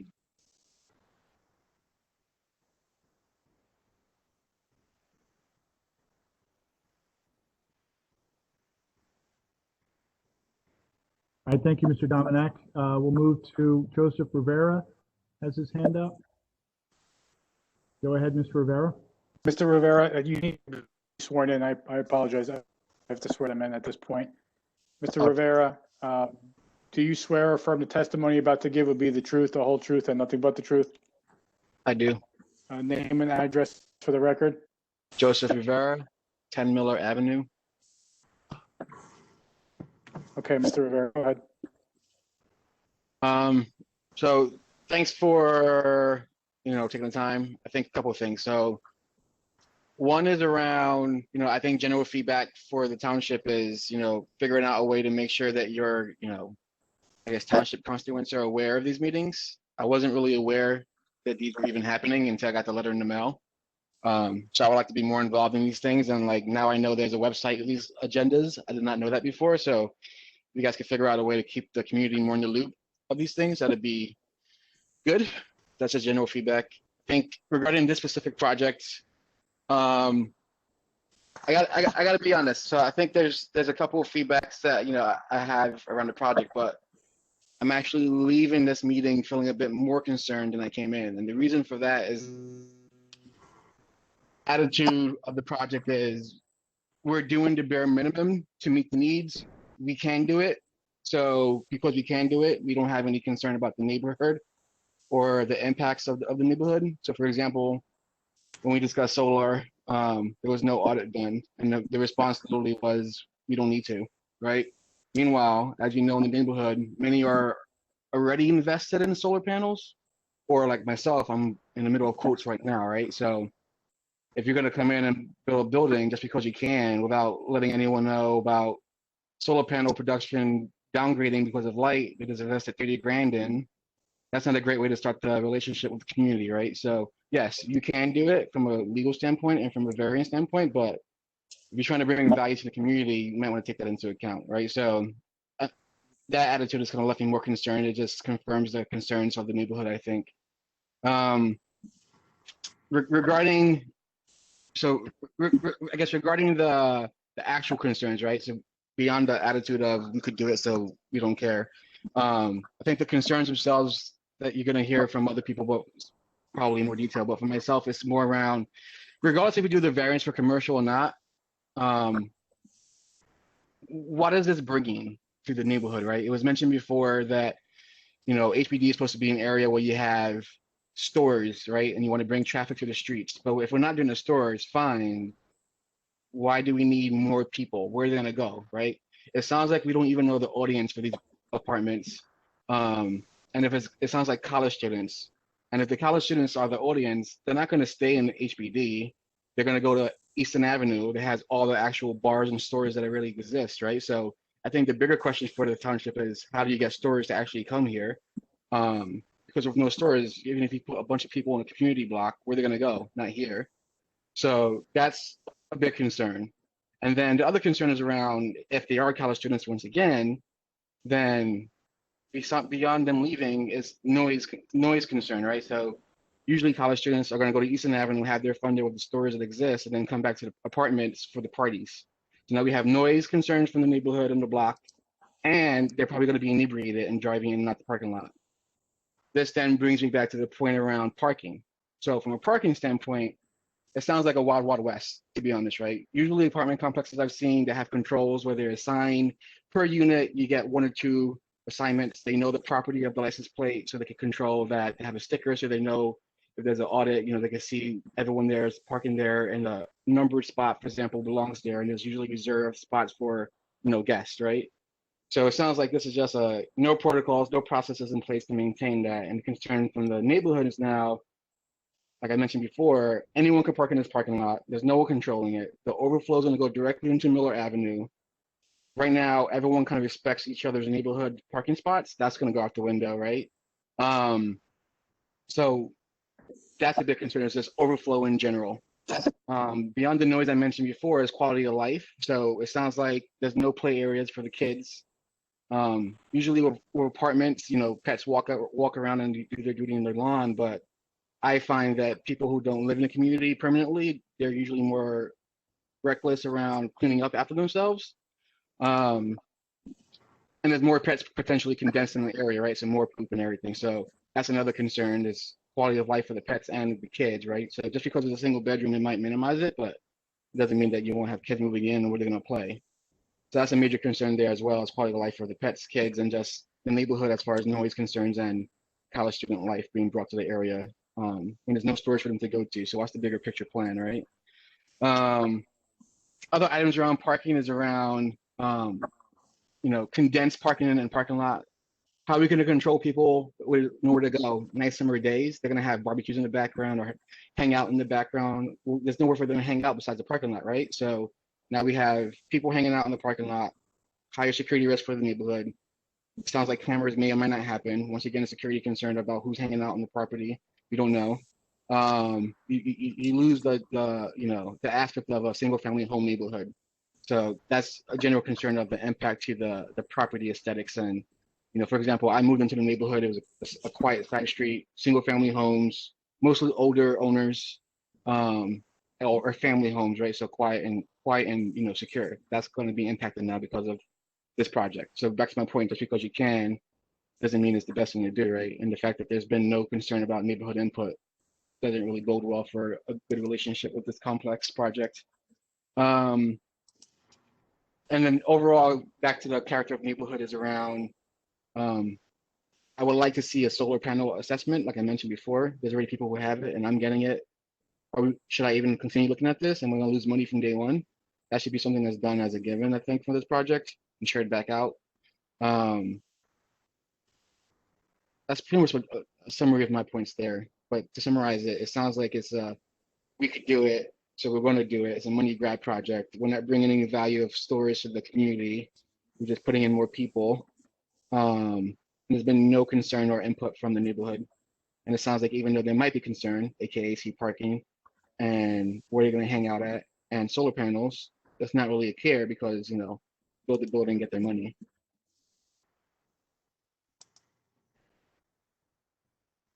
So that's my opinion. Well, thank you very much for your comments. Okay, Mr. Chairman, give the public a few more seconds here, but I'm not seeing anybody. I'm not seeing anybody else raising their hand. I don't see anything in the chat. Oh wait, I do see Ms. Willis raised her hand. Go ahead, Ms. Willis. I was trying to give someone else an opportunity to speak before myself, but I don't want to miss my opportunity. Before you go, I'm just going to ask you to swear or affirm the testimony you give will be nothing but the truth. Do you swear or affirm the testimony you're about to give will be nothing but the truth? It's truly the way I feel and the way I see it. Yes. Could you please state your name and give us your address, please? Sandra Lynn Willis, Willis, 17 Miller Avenue, Somerset, New Jersey, 08873. Ma'am, you can proceed. I live on Miller Avenue in a desirable, diverse, relatively quiet neighborhood, a comfortable place to raise a family with Black, white, Spanish, Asian, African, and Middle Eastern neighbors, from young adults to senior citizens, some single households, some intergenerational households, blessed like me to have raised children, grandchildren, and now a great-grandchild. They're living their lives, working hard to take care of their families, pursuing their part of the American dream while looking out for one another.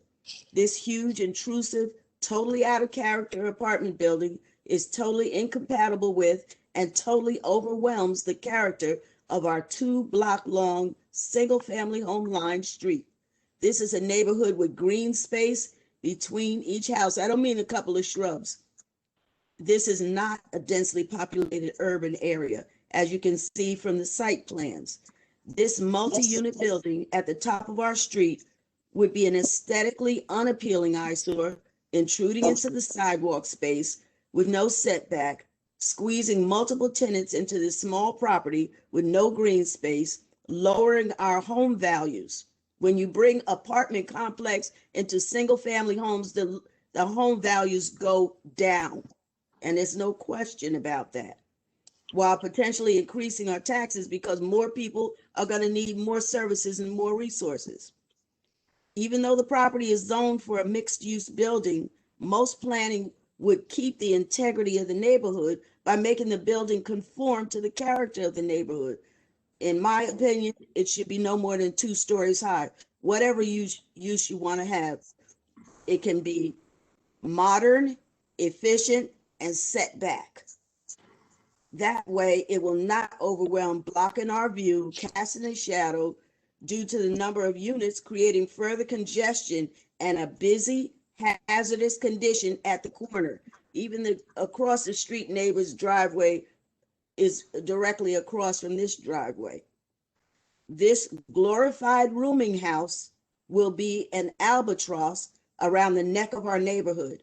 An albatross is defined by Webster as something that is deep, persistent cause of concern and anxiety. In its current configuration, which is conducive to transient tenants, instead of improving our neighborhood, you are sowing seeds of devaluation and deterioration. Would you approve this building at the other end of Franklin Township? Would you approve this building next to your house? Do unto others as you'd have them do unto you. The housing needs and our neighborhood would be better served by multifamily buildings. I'm not against them. Everybody needs someplace to live. But we're looking for deliberately planned, smart growth, strategic growth with adequate space for setbacks, step backs, screens. I mean real screens, buffers. I mean real green space around larger scale multi-story buildings so that the privacy, general livability conditions, and solar access of existing single-family homes are not compromised. Instead of a piecemeal approach, squeezing this big building in here, squeezing another one in there, wherever somebody happens to buy some property, instead of it being a unified master plan that's going to result in a neighborhood that we are all proud of and will all admire and all enjoy. And I thank you for reconsidering, and I pray not approving this project, which is detrimental to our neighborhood and our property values. Thank you.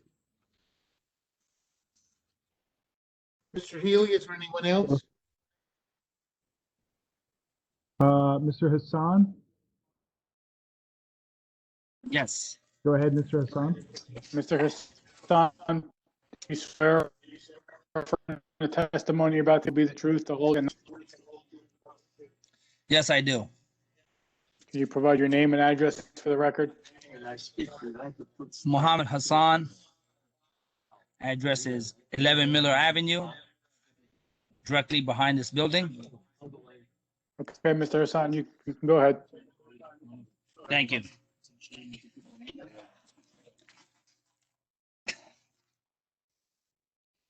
Bringing commercial space to our Hamilton Street district is very important. This commercial area should be commercial, no residential. Commercial is commercial. Bring more business in so people can have jobs. Residents, yes, they come in, they go to work. Hamilton district, Hamilton Street should be all businesses. So we should have commercial space. That's one. Since I'm directly behind this building, it affects my privacy. Now I have people from the third story looking into my property. It creates anxiety, problems. I don't know who's looking at my family. When are they looking in? Are they recording? They're not recording. I can't have a barbecue in the backyard. I have to look who's watching, who's not watching. I'm directly impacted by this building.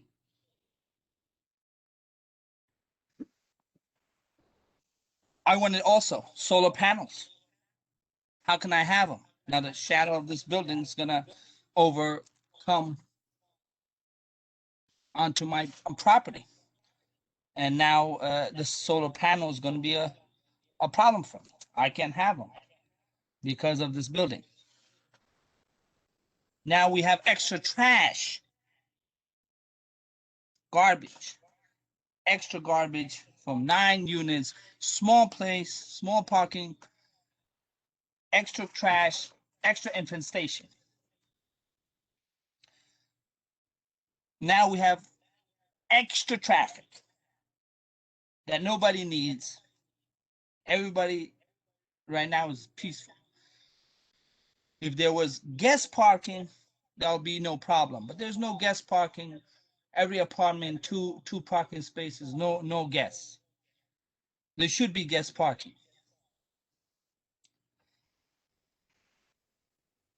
Next, no playground.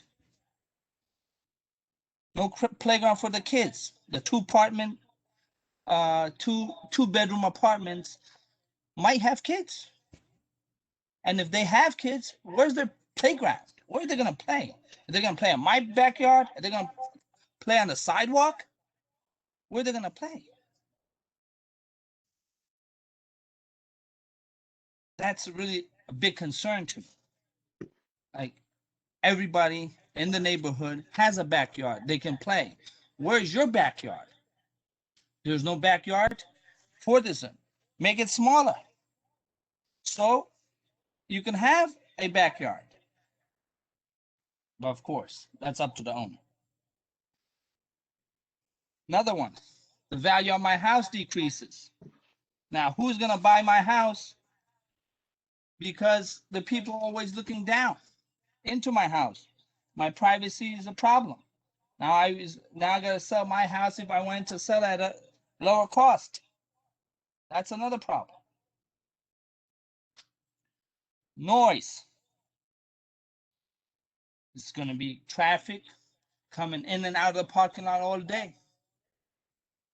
All day I'm gonna have hearing cars in and out. That's gonna be another problem. Safety. I have 4 kids. Different people are gonna be coming into this apartment building that I don't know. So I have 4 kids. With the safety of my kids is a big issue for me.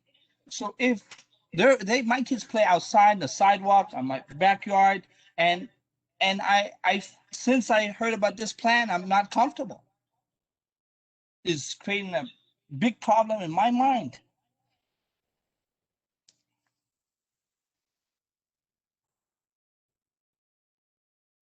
So I'm opposing the building. That's one. I'm opposing the residents on the first floor also, or it should be commercial. Bring more business into the neighborhood. Since it's a business district, I would love more business, more stores, more storefronts that would accommodate the community. What don't we have at Hamilton? I know the studies were done. What don't we have? That's what should be brought in. And that's what I know you should be taken into consideration. There's a lot more to say. I can go on all night, but I would love to for other people to speak. So I'm going to leave it at that. Thank you very much, and I would appreciate hearing me. Thank you. Okay, thank you, Mr. Hassan. We do have somebody else.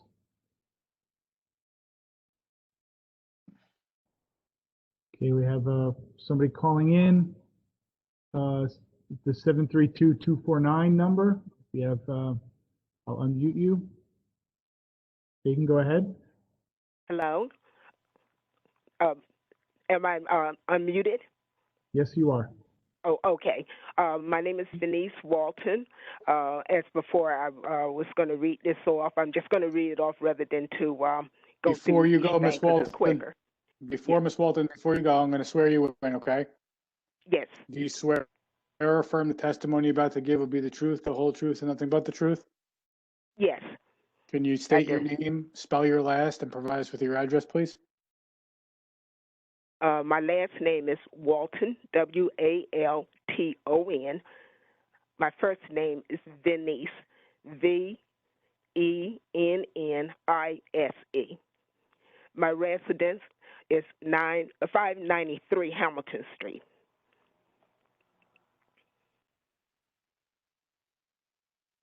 Thank you, Ms. Walton. Okay. What I have, I'm the owner of You the can go ahead. property located. Excuse me. Should I go? Yes, you can go Yes. ahead, Ms. Hello? Walton. Okay. I'm the owner of the property located on the corner of Hamilton and Miller, which is directly across from the 587 site. I've lived in this location for 25 years. Okay, I oppose the placing of this building because I believe it will cause a negative effect on the quality of life for the residents on this street and surrounding areas for the following reasons. My first concern is the 9 units itself. It's going to make the area very congested, even though there's 7 one-bedrooms and 2 two-bedrooms apartments. It could easily hold like 31 or more people there. No one really knows how many people is going to be inside one bedroom apartment. It could be up to 2 people or 3 people in that bedroom apartment. Okay. This could cause the effect on the noise level and depending on what kind of activity goes on there. Okay. Secondly, you say there's going to be 17 parking spaces behind the building and 4 on the streets.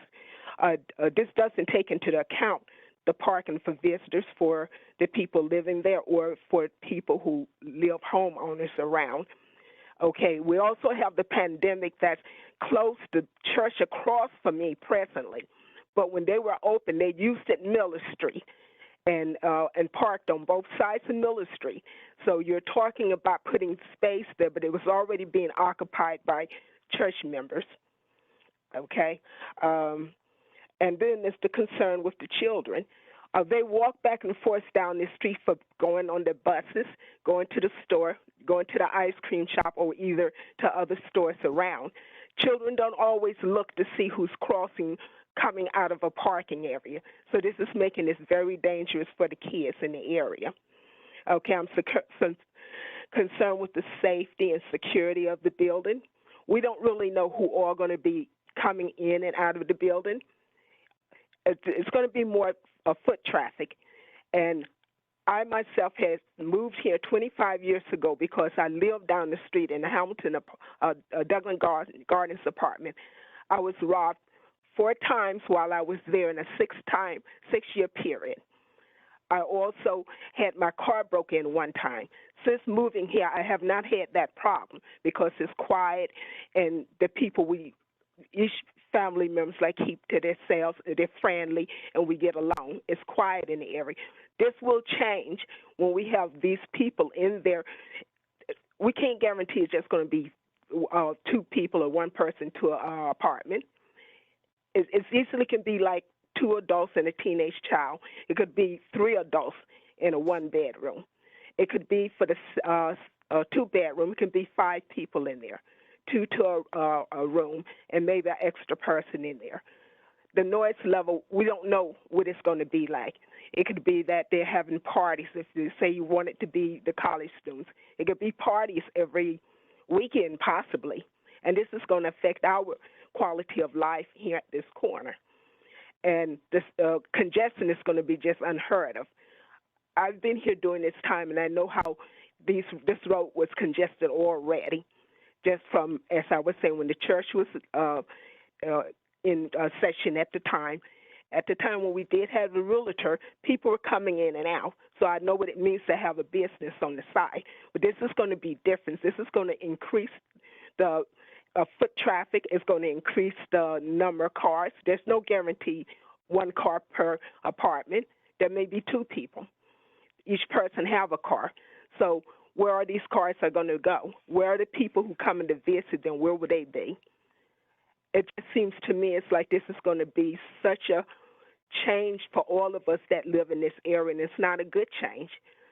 And all I say is this is my concerns, and I thank you for hearing my concerns. Thank you. Mark, is there anyone else? Yes. It's 73, let's see. If I could just ask if somebody's already spoken, again, please put your hand down.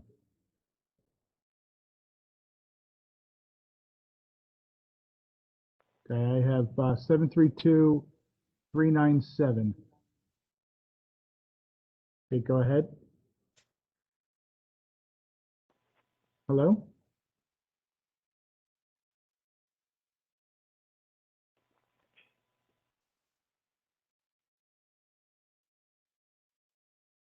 I'm sorry, 732-397.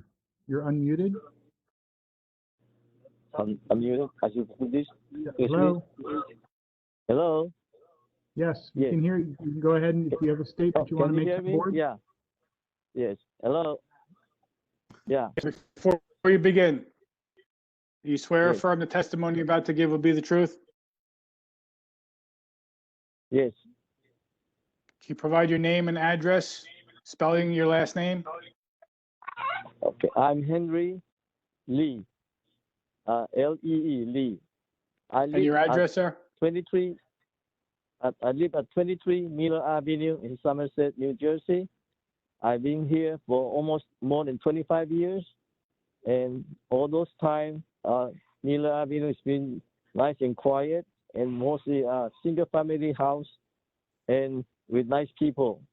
And now with this proposed building, putting up a 3-story apartment building of 9 units, it's really scared me in a way. You know, you increase a lot of noise and traffic, and we don't know what kind of people will be coming around.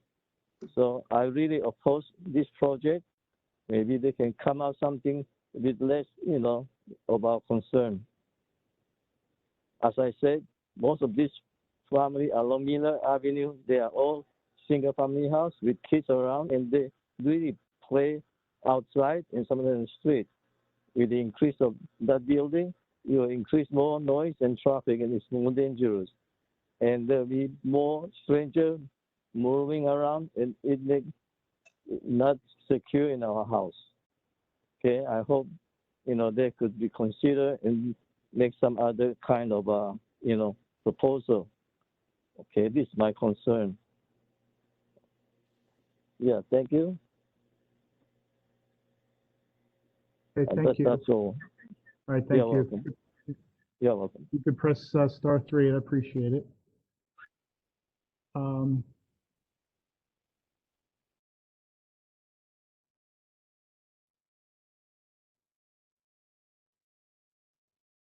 I think we've called on these two people again, but I'm in the middle of these meetings. I'm not keeping track. At the 732-249, I believe this person already spoke, but their hand's still up, so I'm going to unmute them. 732-249. Is this Ms. Walton? Have you already spoken? You've already spoken? Yeah, I've already spoken. Okay. All right. So I will mute you again. If you could do *3, I'd appreciate that. And then we have the 732-910. I believe that person's already spoken. Have you made a comment yet? Yes, I do have a comment. Okay, go ahead. Just before you ever identified? I'm going to swear you in. Ma'am, can you I'm sorry? do you swear or affirm? Can you hear me? Yes. Okay. Do you swear or affirm the testimony you're about to give will be the truth? Yes. Can you give us your name, spell your last, and your address, please? My name is Myra, Mayra. My last name is Dalvan. I live in 22 Miller Avenue, Somerset, New Jersey, 08873. Okay. Do the thing. I'm sorry? Go ahead. Okay, yeah. I do have a concern too because like Ms. Willis and the other people talk about it. I've been living here in this address for 18 years, and all those years has been a quiet place. This is a great place to live, and when we moved here, those all the years is being a quiet. And as a mother of 3 kids, I'm very concerned. Well, there's a new people to come in. We don't know who's going to be the people, and the traffic also my kids being in risk, you know, is very concerned. Please just think about that. think about our kids, because there is more kids in this area, and they like to play outside. And with the traffic or with the new people, they're not gonna be safe. Please, I implore to you that you think about our kids.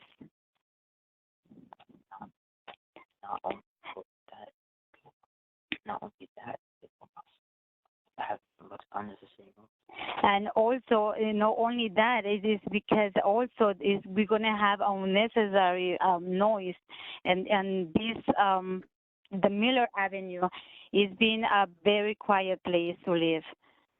Thank you.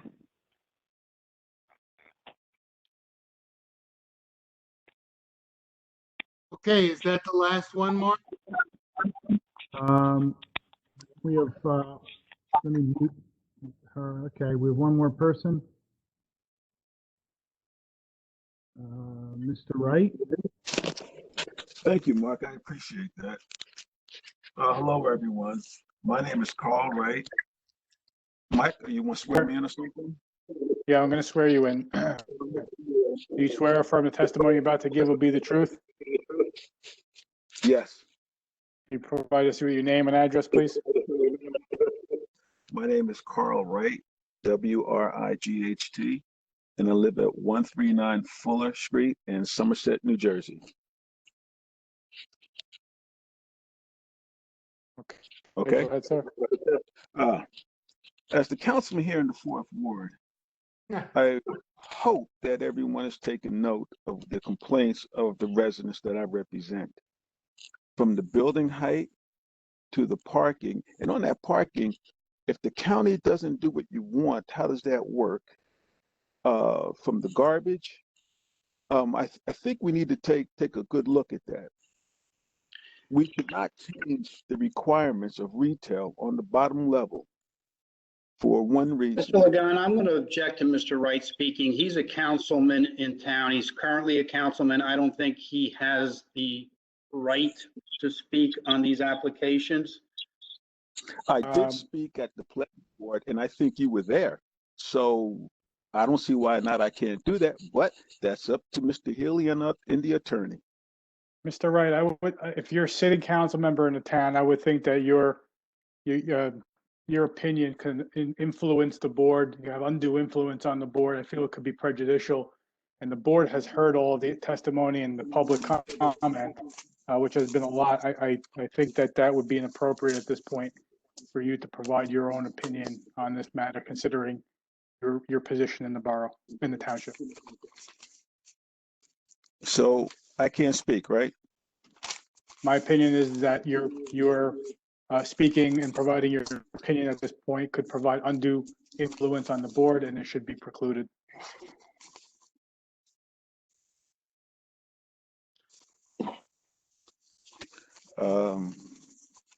Not happy with that, but if you think my voice would be prejudicial to what you're trying to do here, I have spoken before in front of the planning board many times, and I don't like what we're doing here. But okay, my undue influence is fine. Go for it. Dan, whose decision is it to decide whether or not Mr. Wright can speak? I know Mr. Lambert has objected. Sure, Mr. Lanford offered an objection. I provided my legal opinion. Ultimately, the board can decide to let him speak. I provide you with my legal opinion that hearing a sitting council member, much as if the chairman of this board were lived next door to this application, and the chairman would recuse himself, sit in the audience, and provide statements, that could have an undue influence on the board, and I would try to protect this board from that and from judicial scrutiny for that reason. So that's my legal opinion. However, the board can ultimately make that decision, not listen to my legal opinion, but that would be my legal opinion to try to protect this board and the township as a whole. Well, I'd go along with Mark. I'd go along with him. I think with that great clarity of your reasoning, I would agree with you. And I don't think that Mr. Wright should should speak at this time, particularly because even from the beginning of what he's saying, it clearly has no relationship to what we've been asked to decide here. Well, I would differ in that for one reason. I've had complained before. I have spoken up before on Hamilton Street issues Well, sir, on all the buildings that have come so up. this is where I'm gonna this is where I'm gonna interrupt you, sir, is that this project has nothing to do with past projects. This application stands on its own. The And I board understand members have that. been provided, the board members have been understand provided that. with the master plan as a whole. They've been provided with all of the testimony from the expert witnesses that have been presented this evening.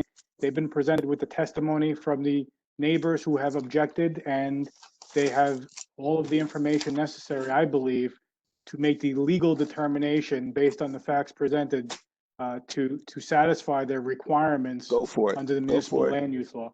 I back out. Go for it. Thank you, sir. I appreciate your deference. Not a problem. I'm out. Okay. I do not see any new members wishing to speak. Okay, then we close this section of the hearing for public comment. Before we come up with a resolution, because it seems to me that it's time for that. I just want to Am I say, allowed to sum up, Mr. Chairman? you know, I think that you can. Why don't you sum up before I have something to say? Thank you, Mr. Chairman. I really am having a hard time wrapping my head around some of the comments of some of the neighbors. And the reason I say that is I hear, oh, we don't want residential there, we want commercial. And if I were to show up next month to have a restaurant, which is commercial, with outdoor dining, with a liquor license, and pursuant to your Hamilton Street Business District ordinance, I am not required to provide any parking for commercial uses. What do you think is going to happen? What do you think is going to happen? I think we have to look at the neighborhood.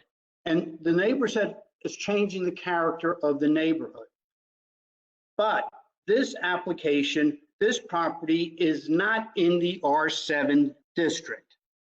This is not in a residential zone.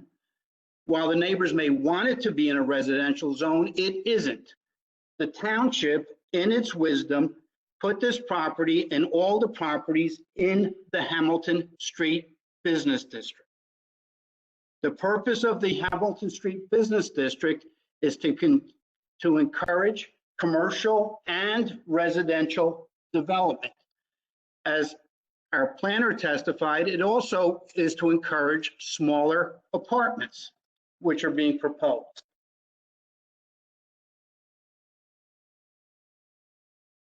If the applicant changed this application and put commercial on the first floor, it would be 100% permitted. And as I said, if there was commercial on the first floor, we would have no obligation to provide any parking for the commercial uses. If we provide no parking for the commercial uses, where are the patrons of the commercial establishments going to park? Hamilton Street, if there's parking spaces available. In our lot, if there's spaces available. And more than likely on Miller Avenue. In this application, we have provided 9 small units, which is the intent of the ordinance. The neighbors want this building to be made out to be a monstrosity. The lot is 125 by 100. The building is 38 feet high. Single-family homes are allowed to be at 35 feet high. The building is no larger, not significantly larger than a single-family home.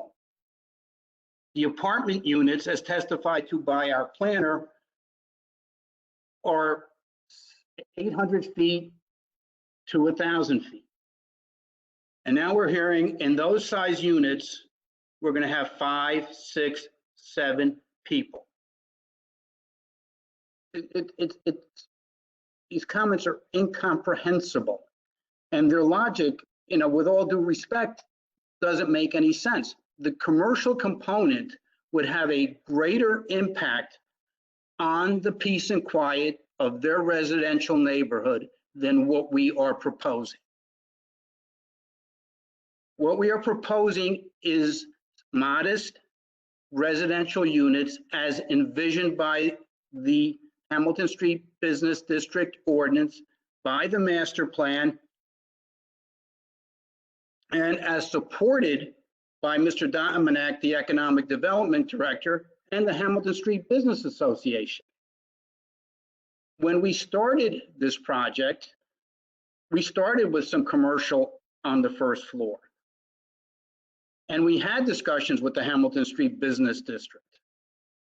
And as you heard Mr. Siegel say, there's 40,000 square feet of vacant commercial space on the street already. And yet these neighbors are saying, bring in more commercial. Sure, we can create the space and it's going to sit there empty. What we are trying to do is utilize the property in a reasonable and responsible manner, and to hear that we are acting irresponsibly and inappropriately is rather disturbing. This project started over a year ago. When we started this project, we met with the township, we discussed these issues, and we made a decision that it is more appropriate to have apartments on the first floor, which is the only issue that this board has to decide. Whether it's a 2-story or 3-story building is not an issue that the board can decide, because we're allowed to have a 3-story building. And as a matter of fact, on Hamilton Street, if the lot was bigger, you can have a 4 or 5-story building. What we have designed is a building that is appropriate in scope and size for that lot. It meets all of the requirements of the zone. We have handled the stormwater management. We have handled the lighting. We have handled the garbage. And now the neighbors say, oh, we're going to have a problem with garbage. Well, maybe if we had a restaurant there or commercial space there, you may have a bigger problem with garbage. So I really, sometimes I can figure out the reason neighbors are objecting, and I can understand them not wanting it in their backyard. But their reasons and their logic really don't make a lot of sense, because what can happen there on that site legally could be a lot worse in their minds than what we are proposing. What we are proposing is a building that's permitted. What we are proposing are 6 apartments that are permitted. The only thing that we are proposing that is not permitted are 3 apartments on the first floor. And if you think that putting commercial on the first floor is a benefit to that neighborhood, I think I would sincerely disagree with that. Mr. Siegel disagrees with it. And I think the neighbors would rue the day if there were commercial on the first floor, because it has more of a negative connotation than 3 additional apartments. So with all due respect, I think this application is pretty straightforward. It's pretty clear. And I think the rationale for the 3 apartments on the first floor sincerely and fully meet the D1 criteria as set forth by Mr. Siegel. That this site is appropriate for apartments for the reasons given by Mr. Siegel and as buttressed by Mr. Dominic. So I think what we are providing here is a responsible use of the property in the zone. And again, the zone and the neighborhood is the HSBD zone. It's not the R7 zone. And those are the standards that we have to apply with. And I can understand the neighbor saying, we don't want it, but it is permitted. And I really believe that this proposal is far better than other permitted proposals in the zone, which could have more of a detrimental impact. And again, a lot of these neighbors saying, well, what about this? What about that? And you know, the doomsday approach, everything bad can happen. Well, other uses that they can come on the site probably can create things that are even worse. You're assuming that the worst of the worst are going to move in there. You're assuming that everybody there is going to create problems in the neighborhood. Yet all of these people who have said in their testimony, I've lived here 15 years, I've lived here 18 years, I've raised families here, and we've coexisted. There's nothing that says that new people moving into the neighborhood can't be a positive on the neighborhood, can't coexist with everybody else. Why is it that all of the people who moved in these last 15 years have been able to get along, but now these 9 people that are going to move into these apartments can't coexist? Doesn't make any sense. Again, I think the testimony is clear. The building is permitted. The apartments on the 2nd and 3rd floor are permitted. And I think the testimony is compelling that the apartments on the 1st floor are a benefit that outweighs any detriment. And if the board were to say no, then the applicant would be before the planning board next month with the same building, with commercial uses on the 1st floor. And the commercial uses could be things that the neighbors would not be very happy with. You never know, but they would be permitted in the zone. Now you know what you're getting. I would respectfully request that the board grant the D variance, the de minimis height variance, and the site plan approval that we are seeking. Thank you. Peter, that was not your most economical summary. I'm sorry? That was not your most economical summation. But I essentially agree with what you're saying. I would say that the seeds of this issue were born when they started the Hamilton redevelopment area, and they allowed apartment buildings of this size in this district. I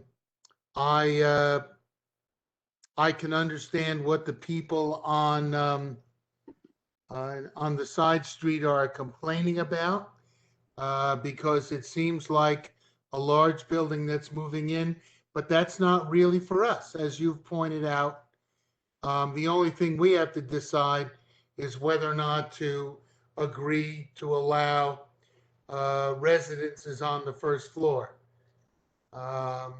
If I were to say anything to those objectors, it's that they should go and speak to Vince Dominic and get the ordinance and the zoning aspects changed to something that they're more comfortable with. But the way that things are now, I can understand their concerns, but very frankly, the issues that they brought up are not issues for us to decide. With that in mind, I'm going to make the motion that we grant the applicant the D1 variance to allow them to put 3 residential apartments on the 1st floor, and the C variance that will allow them to build the building as high as 42 feet. The application will be subject to the following, not the application, but the resolution will be limited in that no tenants in any of the apartments on the first floor will be allowed to install bars on any windows, that the landlord of the building shall maintain all site plan amenities without regard to any expiration. And that, and this is, Dan, this is one that you actually stated more elegantly, but that the applicant and the town engineer shall discuss and confirm that the drainage plan provided by the applicant meets the requirements for a project of this size. I'm not going to say whether it's a major or a minor in the resolution, but after listening to your engineer sort of bounce around on what's going to happen when they get a big flow of water, I think that they need to sit down again with the town and make sure that we're getting our money's worth there. That's it. Anybody else have any other? I second. Yeah, I'd like to make an amendment to the motion. Yes. Nothing big. I just want to make sure that the fence is kept in repair, complete repair at all times. In other words, if it gets broke, it's fixed right away rather than wait a couple years. And also, I'd like to have an array of solar panels put on the roof. That's my amendment. Okay, I'll Discussion. accept that amendment. I second the motion. Mr. Chairman, I had a couple of notes as to some conditions. Sorry, Mr. Reitz, I didn't mean to interrupt you, but there was a comment about high impact windows on the first floor. You mentioned no bars. Is there a condition that the high impact windows be installed on the first floor? Yes, let's add that. There's going to be compliance with the fire correspondence that was submitted March 25th.